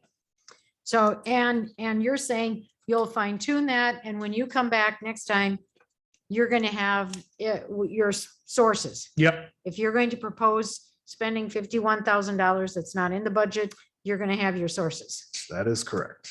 And you're committing the 200 and whatever from fundraising, 123,400 is the number I had, but yes. and we already have the two. All right? Now, that came from the DOA or whoever, wherever that money came from. DOA, CDBG. yes. Okay. Any further questions on this? Otherwise, this will, Kathy? I just saw you, you still have a question on your mind? It's probably more related to the. Second part. So now we're gonna go Yep. down. All right. So this will be on our agenda 3-22 to approve the contract for implementing this CDBG CV improvement grant. So this is grant money. So now we're gonna move from the first half the page now to the second half the page, which is the donations funded inclusive playground construction. So Yes. the first was. So the first one is the restroom remodel. So Yep. as you can see, there was $134,680 was the construction with $10,000 in engineering. So that brings the total to $144,680. This is where, to clarify your question, Jason, the city pledged $100,000 to be utilized towards the update of the bathrooms. So what that leaves is $44,680. And that is being requested that the city would pay for the remainder of that. So that would be an additional cost that, to kind of Todd's question, that's another thing we'd have to figure out is what funds would pay for that. Along with those alternates that would go with it. Correct. Yep. Okay, so that's the restroom. Yep. So then the pavilion construction, as Christina alluded to, that would be funded by PIP if they had the funds available to cover that. So that is not being asked for by the city. Do we have, did somebody bid on, there was only one bidder. There's only one bidder. J two, Jason. J squared. Yep. Okay. All right, So then if you look at the alternates, there is the ADA door openers, that was $12,010. That would be requested to be funded by the city. by this, so that was PIP requested. Right? Well, it's, It's hard to have an accessible bathroom without an accessible door to get into it. That would be true. yeah, so the request is, the request is because the city is paying for is being asked to cover that because of the cost. The ADA door openers would be required to be covered by the city. The adult changing table then would as well, because as kind of indicated, if we're truly trying to make this inclusive, that is a component that definitely was a appealing, option for anybody who would be coming to the park. The fireplace, the chimney, what we are recommending after talking with Park and Rec Director Lowe is that we feel we can find a ability to create a barrier for the chimney that would be appropriate and may not cost $4,000. So we're actually not looking to fund that. We think we can come up with a different alternative that would be acceptable. The baseboard heat was recommended to be covered by the city. The epoxy flooring, we have also determined that we may be able to find an alternative option. So if our staff does it, potentially we may be able to do that cheaper. So we're looking to not fund that. And then the camera allowance, we have asked for, or we're going to be recommending a split. So that would be covered by both the city. So the $20,000 allowance would be covered 10,000 by PIP and 10,000 by the city.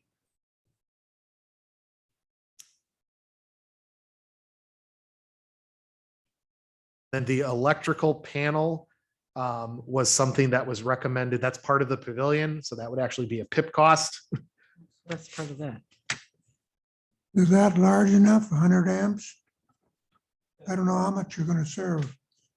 Well, that was the recommendation based on what we were discussing with PIP and with Delta 3, so that we could have things like roaster pans and different things at the pavilion for things like that. Now, this is at the pavilion, not at the stone shelter. Correct. Correct. Pavilion only. Yeah.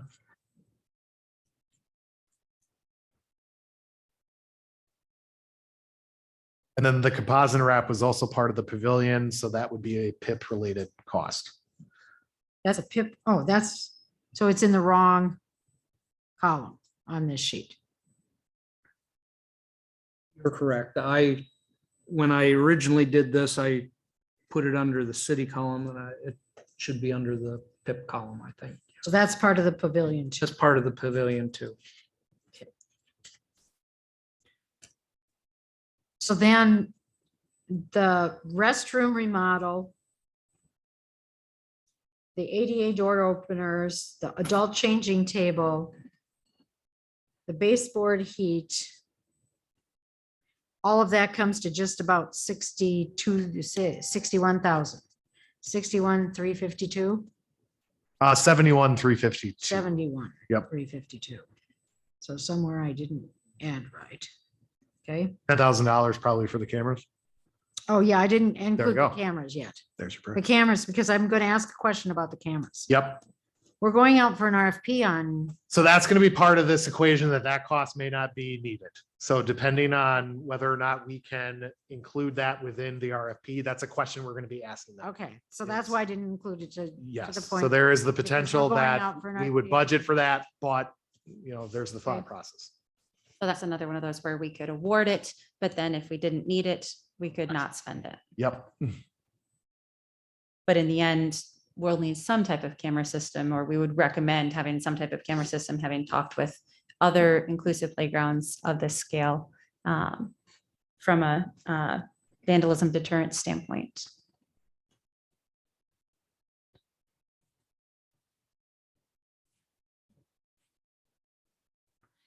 And so that's where I guess we're really coming back. And I know everyone has worked really hard on this. Things have come in over.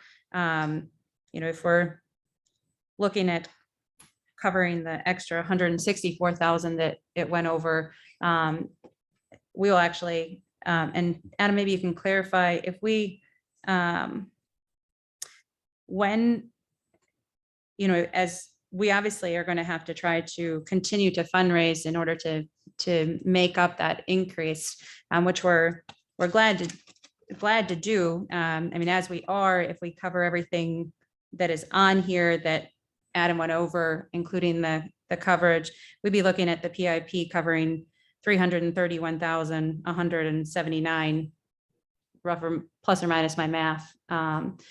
And that doesn't include, that's just what's on this sheet. So that doesn't include us trying to fundraise for, we talked about adding additional park benches along the east-west pathway on Smith Park. So that if someone needed a rest break as they were walking along that path on their way to the playground, that they would have that. Accessible picnic tables for the pavilion. We're still actively fundraising for that. So that's not including those figures. That would just be what we'd be committing to based on these two contract levels. So are you committing to the pavilion construction? But that was actually a question as we were, we would ask or would like the city to commit to the full aspect of the restroom upgrade, just because we do feel like that's a city upgrade. And, you know, to be honest, if we're covering the 164,000 that we're over, we could use some help in covering the restroom. We had estimated originally 80 to 100,000, I believe, for the restroom and had budgeted 100,000. So the restroom is the other portion of this bid process that came in significantly over. And yet we feel it is an essential item and a great upgrade to Smith Park. Adam, for the pavilion, if we were to, ideally, we would like to continue to fundraise to be able to fund 8, 9, and 10. That's how they are on mine anyway. The pavilion, the electrical amp, and the composite wrap. If we, an alternative would be to do the cement and perhaps consider a canopy top roof cover in that pavilion area to save money if we got to that point that we needed Sure. that. In original discussions, it wasn't as ideal because it does require maintenance from Park and Rec to take it up and down in the spring and in the fall and store it. It doesn't have as good a longevity. It wouldn't be able to provide lighting. The pavilion as we have it is planned is, a beautiful pavilion with no maintenance or low maintenance with the composite wrapping. It has lighting so that that would be available for picnickers as well. So it would be a significant change. Can you tell me, can we award 8 later? Or do we have to award it or not award it now? If we were going to take another month to see how our grants came in, or do we have to decide by 2 weeks from now what we're doing? So the pavilion, we only had one bidder for the pavilion. So my understanding is, I think what we could do is, as we talked about, I think one of the steps we could look at is getting, setting up a meeting where we have Delta 3, we have you, we have myself, we have Bob, our Park and Rec director. We can ask those questions. It's the only bidder that's there. So potentially we Sure. could look at, and I think that's one of the things we need to do is look at, okay, let's look at all of the areas that we're over and kind of brainstorm. What are some alternatives that, just as you indicated, could potentially be a less costly option? You then go back to, the one bid that you have and see what they would do. If we could lock in the rate for 90 days or something like that to see, how the next 6 weeks of fundraising went. That was just though, we were already willing to give up the fence for the 86,000 to save money. We see the importance of prioritizing the 322A portion of the bid so that the playground actually gets in the ground. We would like to see 322B come to full fruition just because it's really going to complete this entire park upgrade in a way that without it, we'll be missing something. And so we want to do that, but that was just another alternative that would potentially, I didn't know if we had to commit in 2 weeks or not. Really should, because the contractor is 60 days? The contractor is only required to lock in the price for 60 days. Now, we can certainly discuss it with him to see what he can do, whether he's got any flexibility, but the bid itself says we're locked, he's locked in for 60 days. My concern is with the way prices have been going lately, if we ask him to wait beyond that 60-day period, he may come back and tell us that prices for lumber, prices for concrete, prices for whatever are now even higher, and he may ask for more on some of those items. So I don't know. I mean, that would be the other thing is, if we could come to an agreement where, PIP agrees to do additional fundraising and maybe the council agrees to front some of the money and then PIP pay him back. I don't know if that's, if that would be acceptable to all parties either. So When- let's, I think that's a discussion that doesn't belong in this room at this point in time because that's total speculation. So let's go through this second bid donation funded items. The restroom remodel, the city had committed $100,000. The playground group is asking that the city commit another $44,680 for that project. In addition, they're asking for the ADA door openers, the adult changing table, and the baseboard heat, all would be in that restroom. And that would bring, Todd, I think the total for restroom to an additional $61,352. Because you wanted to kind of know the total. So, Yeah. so the I guess. total request here is the 100 has been approved. This would be requesting another 61,352 to finish the bathroom. Correct. Because it's the bathroom overage, the ADA door openers, the adult changing table, and heat in the bathroom. The city has taken the fireplace chimney and the epoxy flooring off the table. So right now we're at 61 for the city. At this point in time, we're at 91,465 for the pavilion. If we add in the two other things that are pavilion related, the electrical 100 amp panel and the composite wrap, it brings the total for the pavilion to $107,065. I'm not sure, Barb, I had 97,065 for the pavilion, the amp work and the composite wrap. Are you adding, 91,465, 9720. it's 81,465. No, Yeah, there's engineering in the there. the total is engineering. 91,465. The engineering wasn't in Right. there. I see. 91,465, 9720, and 5880. So it brings it to $107,065. I didn't have the engineering in there. Thank you.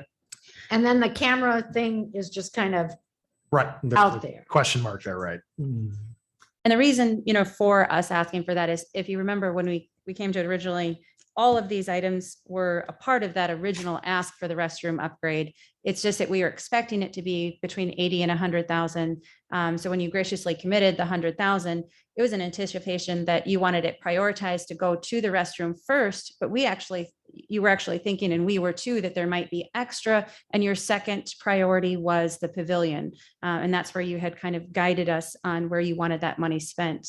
It's just unfortunate that the restroom actually came in over. Much like 322A. Okay, questions on this part of the contract, on this now, the donation part. So I've kind of taken the cameras and just kind of left them because Right. there's going to be an RFP for cameras and who knows. So in this case, we would be asking a PIP to commit $107,065 for pavilion construction, electrical amp service for the pavilion and the composite wrap.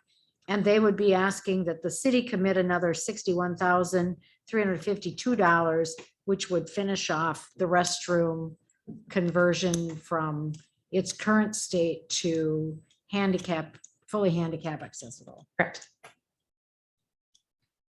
Do I have that right? Got it. Yes. Questions on that? Ken? No question. Ken? Todd, Not at this time. Kathy?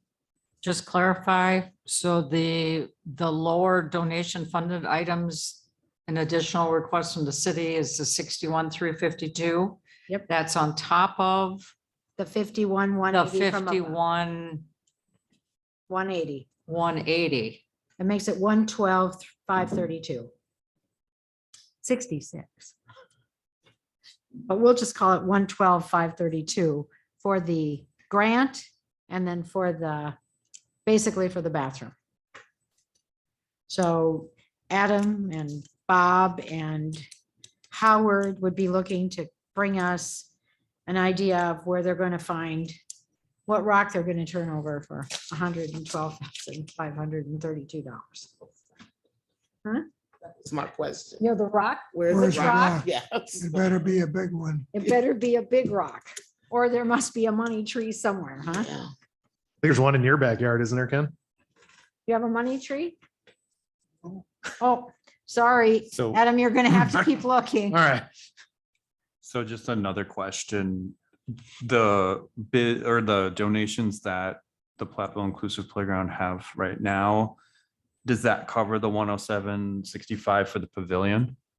This is a question for, I don't, Like, is it, Well, it depends on if you're going to say that it covers the 107 for the pavilion, or if you're going to say that it covers the 164,000 that we just went over. It doesn't cover both completely. We would have to do additional fundraising. Okay. So, you know, we had it covered. And if we prioritize 322A, we no longer have it covered. We'll have to do additional fundraising there as well. and that's Which is based why off we of can't really the- take on the restroom fundraising and the pavilion fundraising. And it would be hard to do both. Sure. And So- so a lot of it is just based on that 160, about 165 overage and the grant costs. Okay. so are you saying you Mhm. won't commit to the pavilion? No, I'm not saying that. We would love to commit to the pavilion. What I'd like to do is take the next couple of weeks to touch base with the J Squared to see, and with Howard and Adam to see when is our 60 days up for that 60-day, you know, and if we could push to that 60-day or close to it to make our final decision so that we could know whether or not to go with the permanent top versus the canvas top from a fundraising standpoint based on where we're at. Even, you know, if we still have 45 days left, that still would give us some time to work on that and to reach out to additional donors to see how strongly they feel about which avenue to go, and also give us a chance to touch base with Park and Rec too, to see if they would be willing to handle that canvas top versus the permanent top from a maintenance standpoint. So a couple of weeks, but it would be our intention and our goal to fundraise for that. Okay, and our next meeting after this, where this would come up for action, is June 14th, I believe. Flag More Day. Right, yep. question too, since you brought it up. Permanent top for the pavilion, you're hoping for lighting for people who use it at night, correct? So it's light out until about 9 o'clock at night in the summer, the depths of summer. How late do we allow people in the parks anymore? What's the ordinance say, I guess? 10 o'clock? You know, so we're gonna have lighting installed for an hour, maybe an hour and a half for use during the summer. I'm assuming no one's going out there in the middle of January and gonna stand out there and need the lighting from, 4:30 PM until 10. So just a consideration. Certainly, I think that's a valid point that we could consider. You know, that'd save us 9,720 if we didn't do the electrical panel out to there and just left it as a pavilion. It does, however, I would say add a element of safety, you know, in talking with the you know, the police chief and what we could do for prevention of vandalism, lighting, the cameras, and then signage were the things that they felt would be most beneficial from a prevention standpoint. So that would be the only thing if we wanted to keep it, even if it weren't being used as much for picnic, but as a security level. So you're counting on this pavilion lighting up the entire structure, the entire playground then? I believe Howard or Dan, you can chime in there. It was providing internal picnic eating area lighting. Right? Yes, for the lighting. for Lighting the within pavilion the would be pavilion. just for the pavilion. We do have some lighting for the playground itself and the walkway and things like that, but that's in the 322A contract, Grant contract. not in the B contract. The B contract has pavilion construction and lighting for the pavilion itself, but not extra. But to your point, Todd, I mean, if we go to like a canvas top, we take out all of the lighting, we take out all of the permanent roof cost, it certainly would be a much less expensive avenue for us to provide that picnic space. And the canvas tops are only up from, spring to fall, and then they're off completely in the winter. So it's something that over the next couple of weeks, we can investigate further. Okay, and it appears that you did bid opening on May 17th. Yes. So the 60 days, Is- June 14th should be well within Oh, the 60 yes. days. Oh, yeah. Yeah, In fact, it's actually into July. yeah, be I was July. gonna But the say, problem we is. wouldn't actually have to act on that until the 28th, but then that's cutting it short. True, and it also cuts short the time- Construction. The construction time. Yes, voting on at least the 322A portion at your next council meeting Oh, no, I think, yeah. would be, Yeah. in order to make our fall before the freeze poured in place deadline for pouring would be essential. Okay. Any other questions now?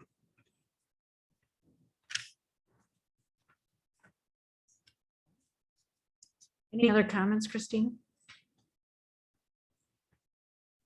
Just to thank you guys for your continued support. I know it kind of hits us hard too in the gut to be over, but we still are really passionate about this project and still really believe in what we have on the list here will complete and enhance the project and the park as a whole.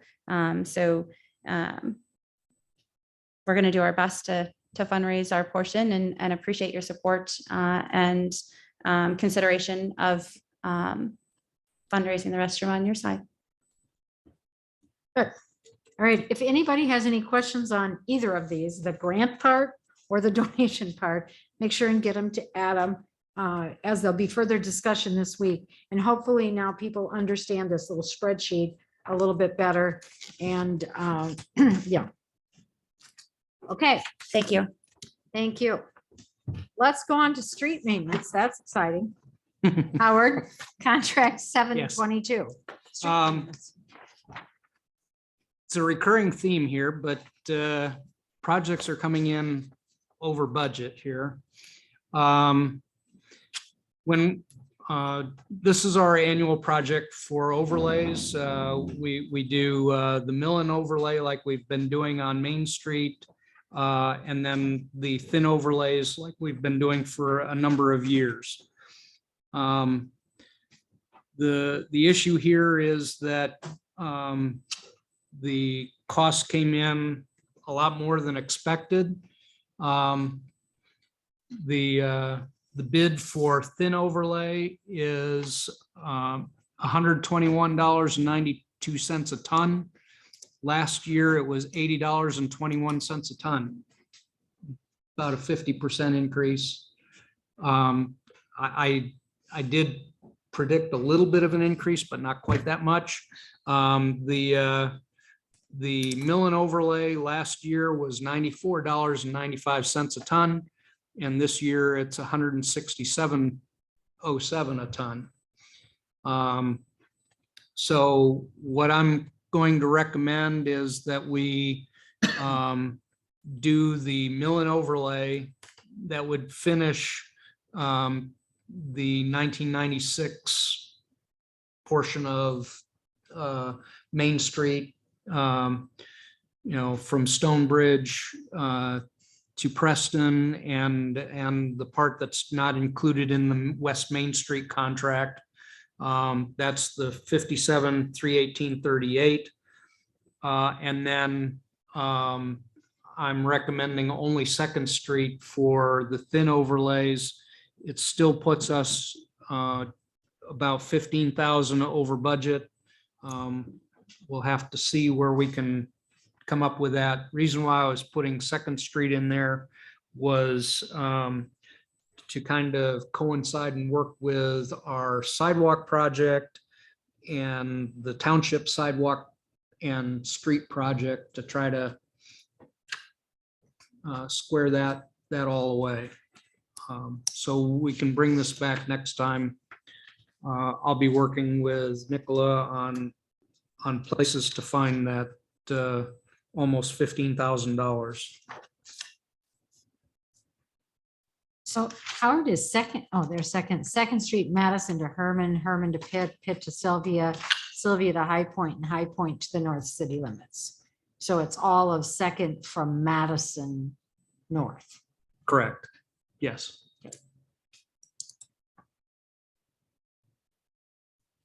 Questions on our street thin mill and overlay or thin overlay contract? Todd, we try to fund this from the wheel tax. Okay. That's where our funding source I don't know how many years ago, I'm going to say 5 now. About that, yeah. We implemented the wheel tax, and every year we did it. It's a requirement that you spend the wheel tax on roads. Okay. And so we determined it's about between 100 and 100 and 120, 110. depending Yep. on who registers a car where, that we get. And then we dedicate that money each year. I think we've dedicated to this mill and overlay or thin overlay or whatever these projects are. Okay. Volunteered budget, so I thought I'd let you know where I that appreciate that. 110 comes from. I appreciate it. Okay, Figured it was that or Corona funds. It was. Yeah. no Corona funds there. Okay, any questions on that? Then let's move on to the audio visual virtual and streaming solutions request for proposal. Yes, that's a mouthful to basically say we need to improve the council chambers so it's easier on Jody. So what we have on here is a proposal that as one of our kind of 2022 approved budget is in the renovation of technology upgrades at the council chambers, second floor council room, as well as potentially looking at the human resource office as well. So the city of Platteville has the desire to host and stream virtual and in-person council meetings, as well as host and stream in-person and virtual trainings and presentations with our citizens and vendors. So the purpose of this RFP is going to be to invite proposed vendors to submit a proposal to supply audio, visual, virtual, and streaming solutions to the city of Platteville. The proposal will essentially be evaluated by staff, and then a recommendation will be provided to the council. So the budget and fiscal impact based on the proposal selected, the cost will be applied towards the 2022 capital improvement project account. This was one of those ARPA related funding sources that we did have. It was about $100,000 that we had to go towards that. So again, this draft RFP is basically being provided to the council for information to provide an opportunity for council feedback. So what I would like you guys to do is over the next kind of week or so here, take a look at this bad boy. And if you see any kind of recommendations or changes that you would like to see, please let me know. And then once I kind of get that feedback, if I haven't heard anything in a week, we'll essentially get this out for dissemination. And the plan will be to have this come back to you in the month of July at both meetings, and possibly then take action and get somebody in here to kind of look at different ways we can improve the technology here at the chamber. Okay, questions, comments, or suggestions? I've kind of read through this, and Yeah. I'm not going to say I understand it, but I'm going to ask. So I tried to figure out, you say streaming virtual and in-person council meetings. So my question is, will this allow for us to have someone somewhere else, Yes, a hybrid, what I call a hybrid meeting? yes. So So, we have, maybe 2 or 3 people right. someplace, like So our somebody hope, in- right. Yeah. Exactly. The hope behind this would be, it's kind of going to target 3 areas. It's going to target the council chambers, the second floor conference room, and potentially down in the human resource office for kind of training or whatever. Our hope would be that somehow this system will be able to kind of synchronize all of that. So if we were specifically in the council chambers to have the ability where if we did have to do a virtual hybrid meeting where somebody's on Zoom or somewhere else, that it's a lot easier than us kind of having to position a camera and have you talk to them and then move it, that there'd be some option there. Same thing, if we suddenly had a whole bunch of people and they wanted to talk, we potentially could stage them in the second floor conference room or potentially down in the kind of human resource area for training and vice versa. So we're hoping to get that vendor in and then they'll work with Jody and I to kind of come up with options, but that's. So that it would be two-way Yes, so you could talk to them, they could talk back to you, and there wouldn't be, and we could hear them. you could hear them, there won't be the static, there won't be the, jerry rigging that we've had to do to make it work. And right now, I'm sure that there are some council members, particularly those to my left, who are incredibly frustrated when things get put up on that screen, Yes, because what they can see is kind of the side of the screen. Right. yes, so that will be, This includes some, I mean, that's the other thing. It doesn't do us much good to have it over there. right. So So the potential is that you may actually have you have these lovely laptops in front of you that I know you all enjoy so much. So one of the things we might be looking at is actually getting permanent screens that would sit at your desk that then would be piped into either whatever the presentation is. Guess what? You're seeing it on the screen. Or same thing, somebody's talking on Zoom, you might see that there. That might cost more than what we have in the budget, but we'll see. We at least need to get somebody in here, be able to have Jody kind of talk about the wish list that she would like to see, so she could be a little bit, a jumbo. whatever options are. I love it. We'll But, change the score all the time. or maybe give her the ability to be able to be in the back, so she doesn't have to be the front forward person. We'll see with options, but that's the hope with this one. So people don't be afraid to ask questions like I just did. that Yep. said, I can't read this and understand it, but will it do this? That's a good question. I always thought your Zoom meetings were very interesting over the Corona epidemic or problem. did. So, yeah, when you would all yell at each other to turn up your volume, it was, Right. We can't hear you. right? Mute. We missed that. Yeah, I'm sure people miss that. Could do that once a year, maybe just for. Yeah, just for old times, Memories. just for old times' sake. Right. Mhm. That's really a sad. That's really a sad comment. Ugh. All right, city, are we done with audio visual? Yeah, I'm good if you are. Request for proposal, the city assessor services. Yeah, so this is actually one of them that our city manager intern has been working on. So this is one of the projects we gave him, was to update our assessor RFP. This is very topical, as obviously we have the board of review coming up here on Thursday. But it is that time, as part of kind of our city goals, was to kind of go out and do multiple RFPs for a lot of our contracted vendors. So currently the city of Platteville contracts with Accurate Appraisal LLC for the duties of the city assessor. The assessor is generally responsible for establishing the fair market values of all taxable properties in the city. The assessor is certified by the Department of Revenue and is responsible for the assessment process. So the city of Platteville's current contract for city assessor services ends on December 31st, 2022. The previous contract included the citywide full reevaluation and 2 years of annual maintenance. So city staff has drafted a request for proposal for 2023, 2024, and 2025, which includes an annual review / maintenance option and a market reevaluation option. So just to kind of give you clarification, the annual maintenance option is the base level of assessment in which assessors review only those properties with changes such as new construction, demolition, changes in legal description, or changes in partials. The market reevaluate option is the next level of assessment in which assessors review the value of every property in the city based on market data, but physically review only properties with changes such as those previously identified. So our intention here is again to go out to RFP to see for assessors. Pretty much would have the same timeline as the last RFP that you look like. We would try to get this in front of you in July and then have you guys potentially make a determination then, the second meeting in July. So what we would ask is to have you guys take a look at this one. If you see any questions or concerns, send them my way. But then within the next week or so here, looks like June 1st, we'd like to try to get this out. So if you can get me kind of that information by next week or any questions, we want to try to get these rolling so we can get these going and we'll have. So we won't take action. No, this is for information really only. This is just to see if there's anything you think we should add. Otherwise, we're going to try to get these out because we have a couple more RFPs that we want to do here before the end of the year. So really, that's pretty much all there is. If you got any questions, fire away. And it will say in there, they have to be a state certified assessor. Yep. All right, questions on the RFP for the city assessor services?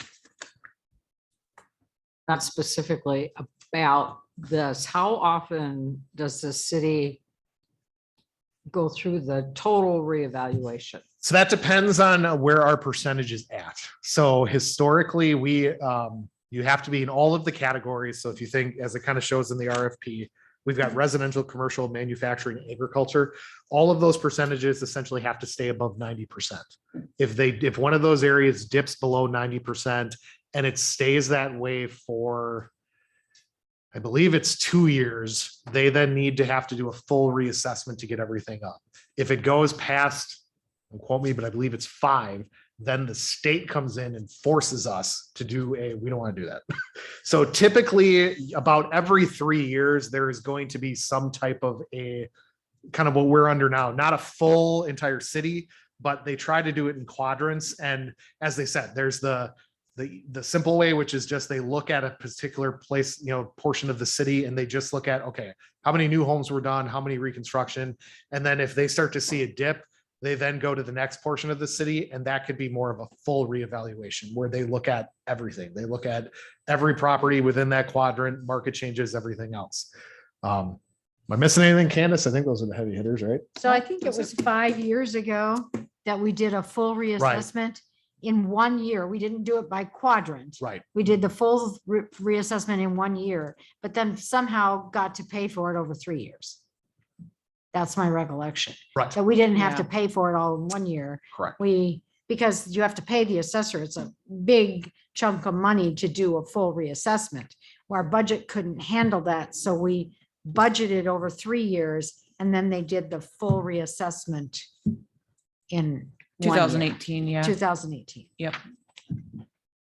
But because I don't remember how much, I can't remember. I just remember that we had to save up some money so that we could do it. Yeah, it's not cheap. We're good at spending money. aren't we? You Pick that up. You picked that up, huh? Okay. Anything else? That's all that we have on the agenda. So we actually get an extra week here You do. because it's a month with 5 Tuesdays. It is. So that means our next meeting is Flag Day, June the 14th. So we'll celebrate Flag Day with a little bit of a council meeting. And prior to that, so that we can leave tonight, I would seek one more motion. Move to adjourn. Okay, motion by Jason, second by Lynn to adjourn. Candace? Cop, Yes. Arts, Yes. Parrot, Yes. Casper. Yep. Doss, Yes. Killian, Yes. Nichols. Yes. Motion carries.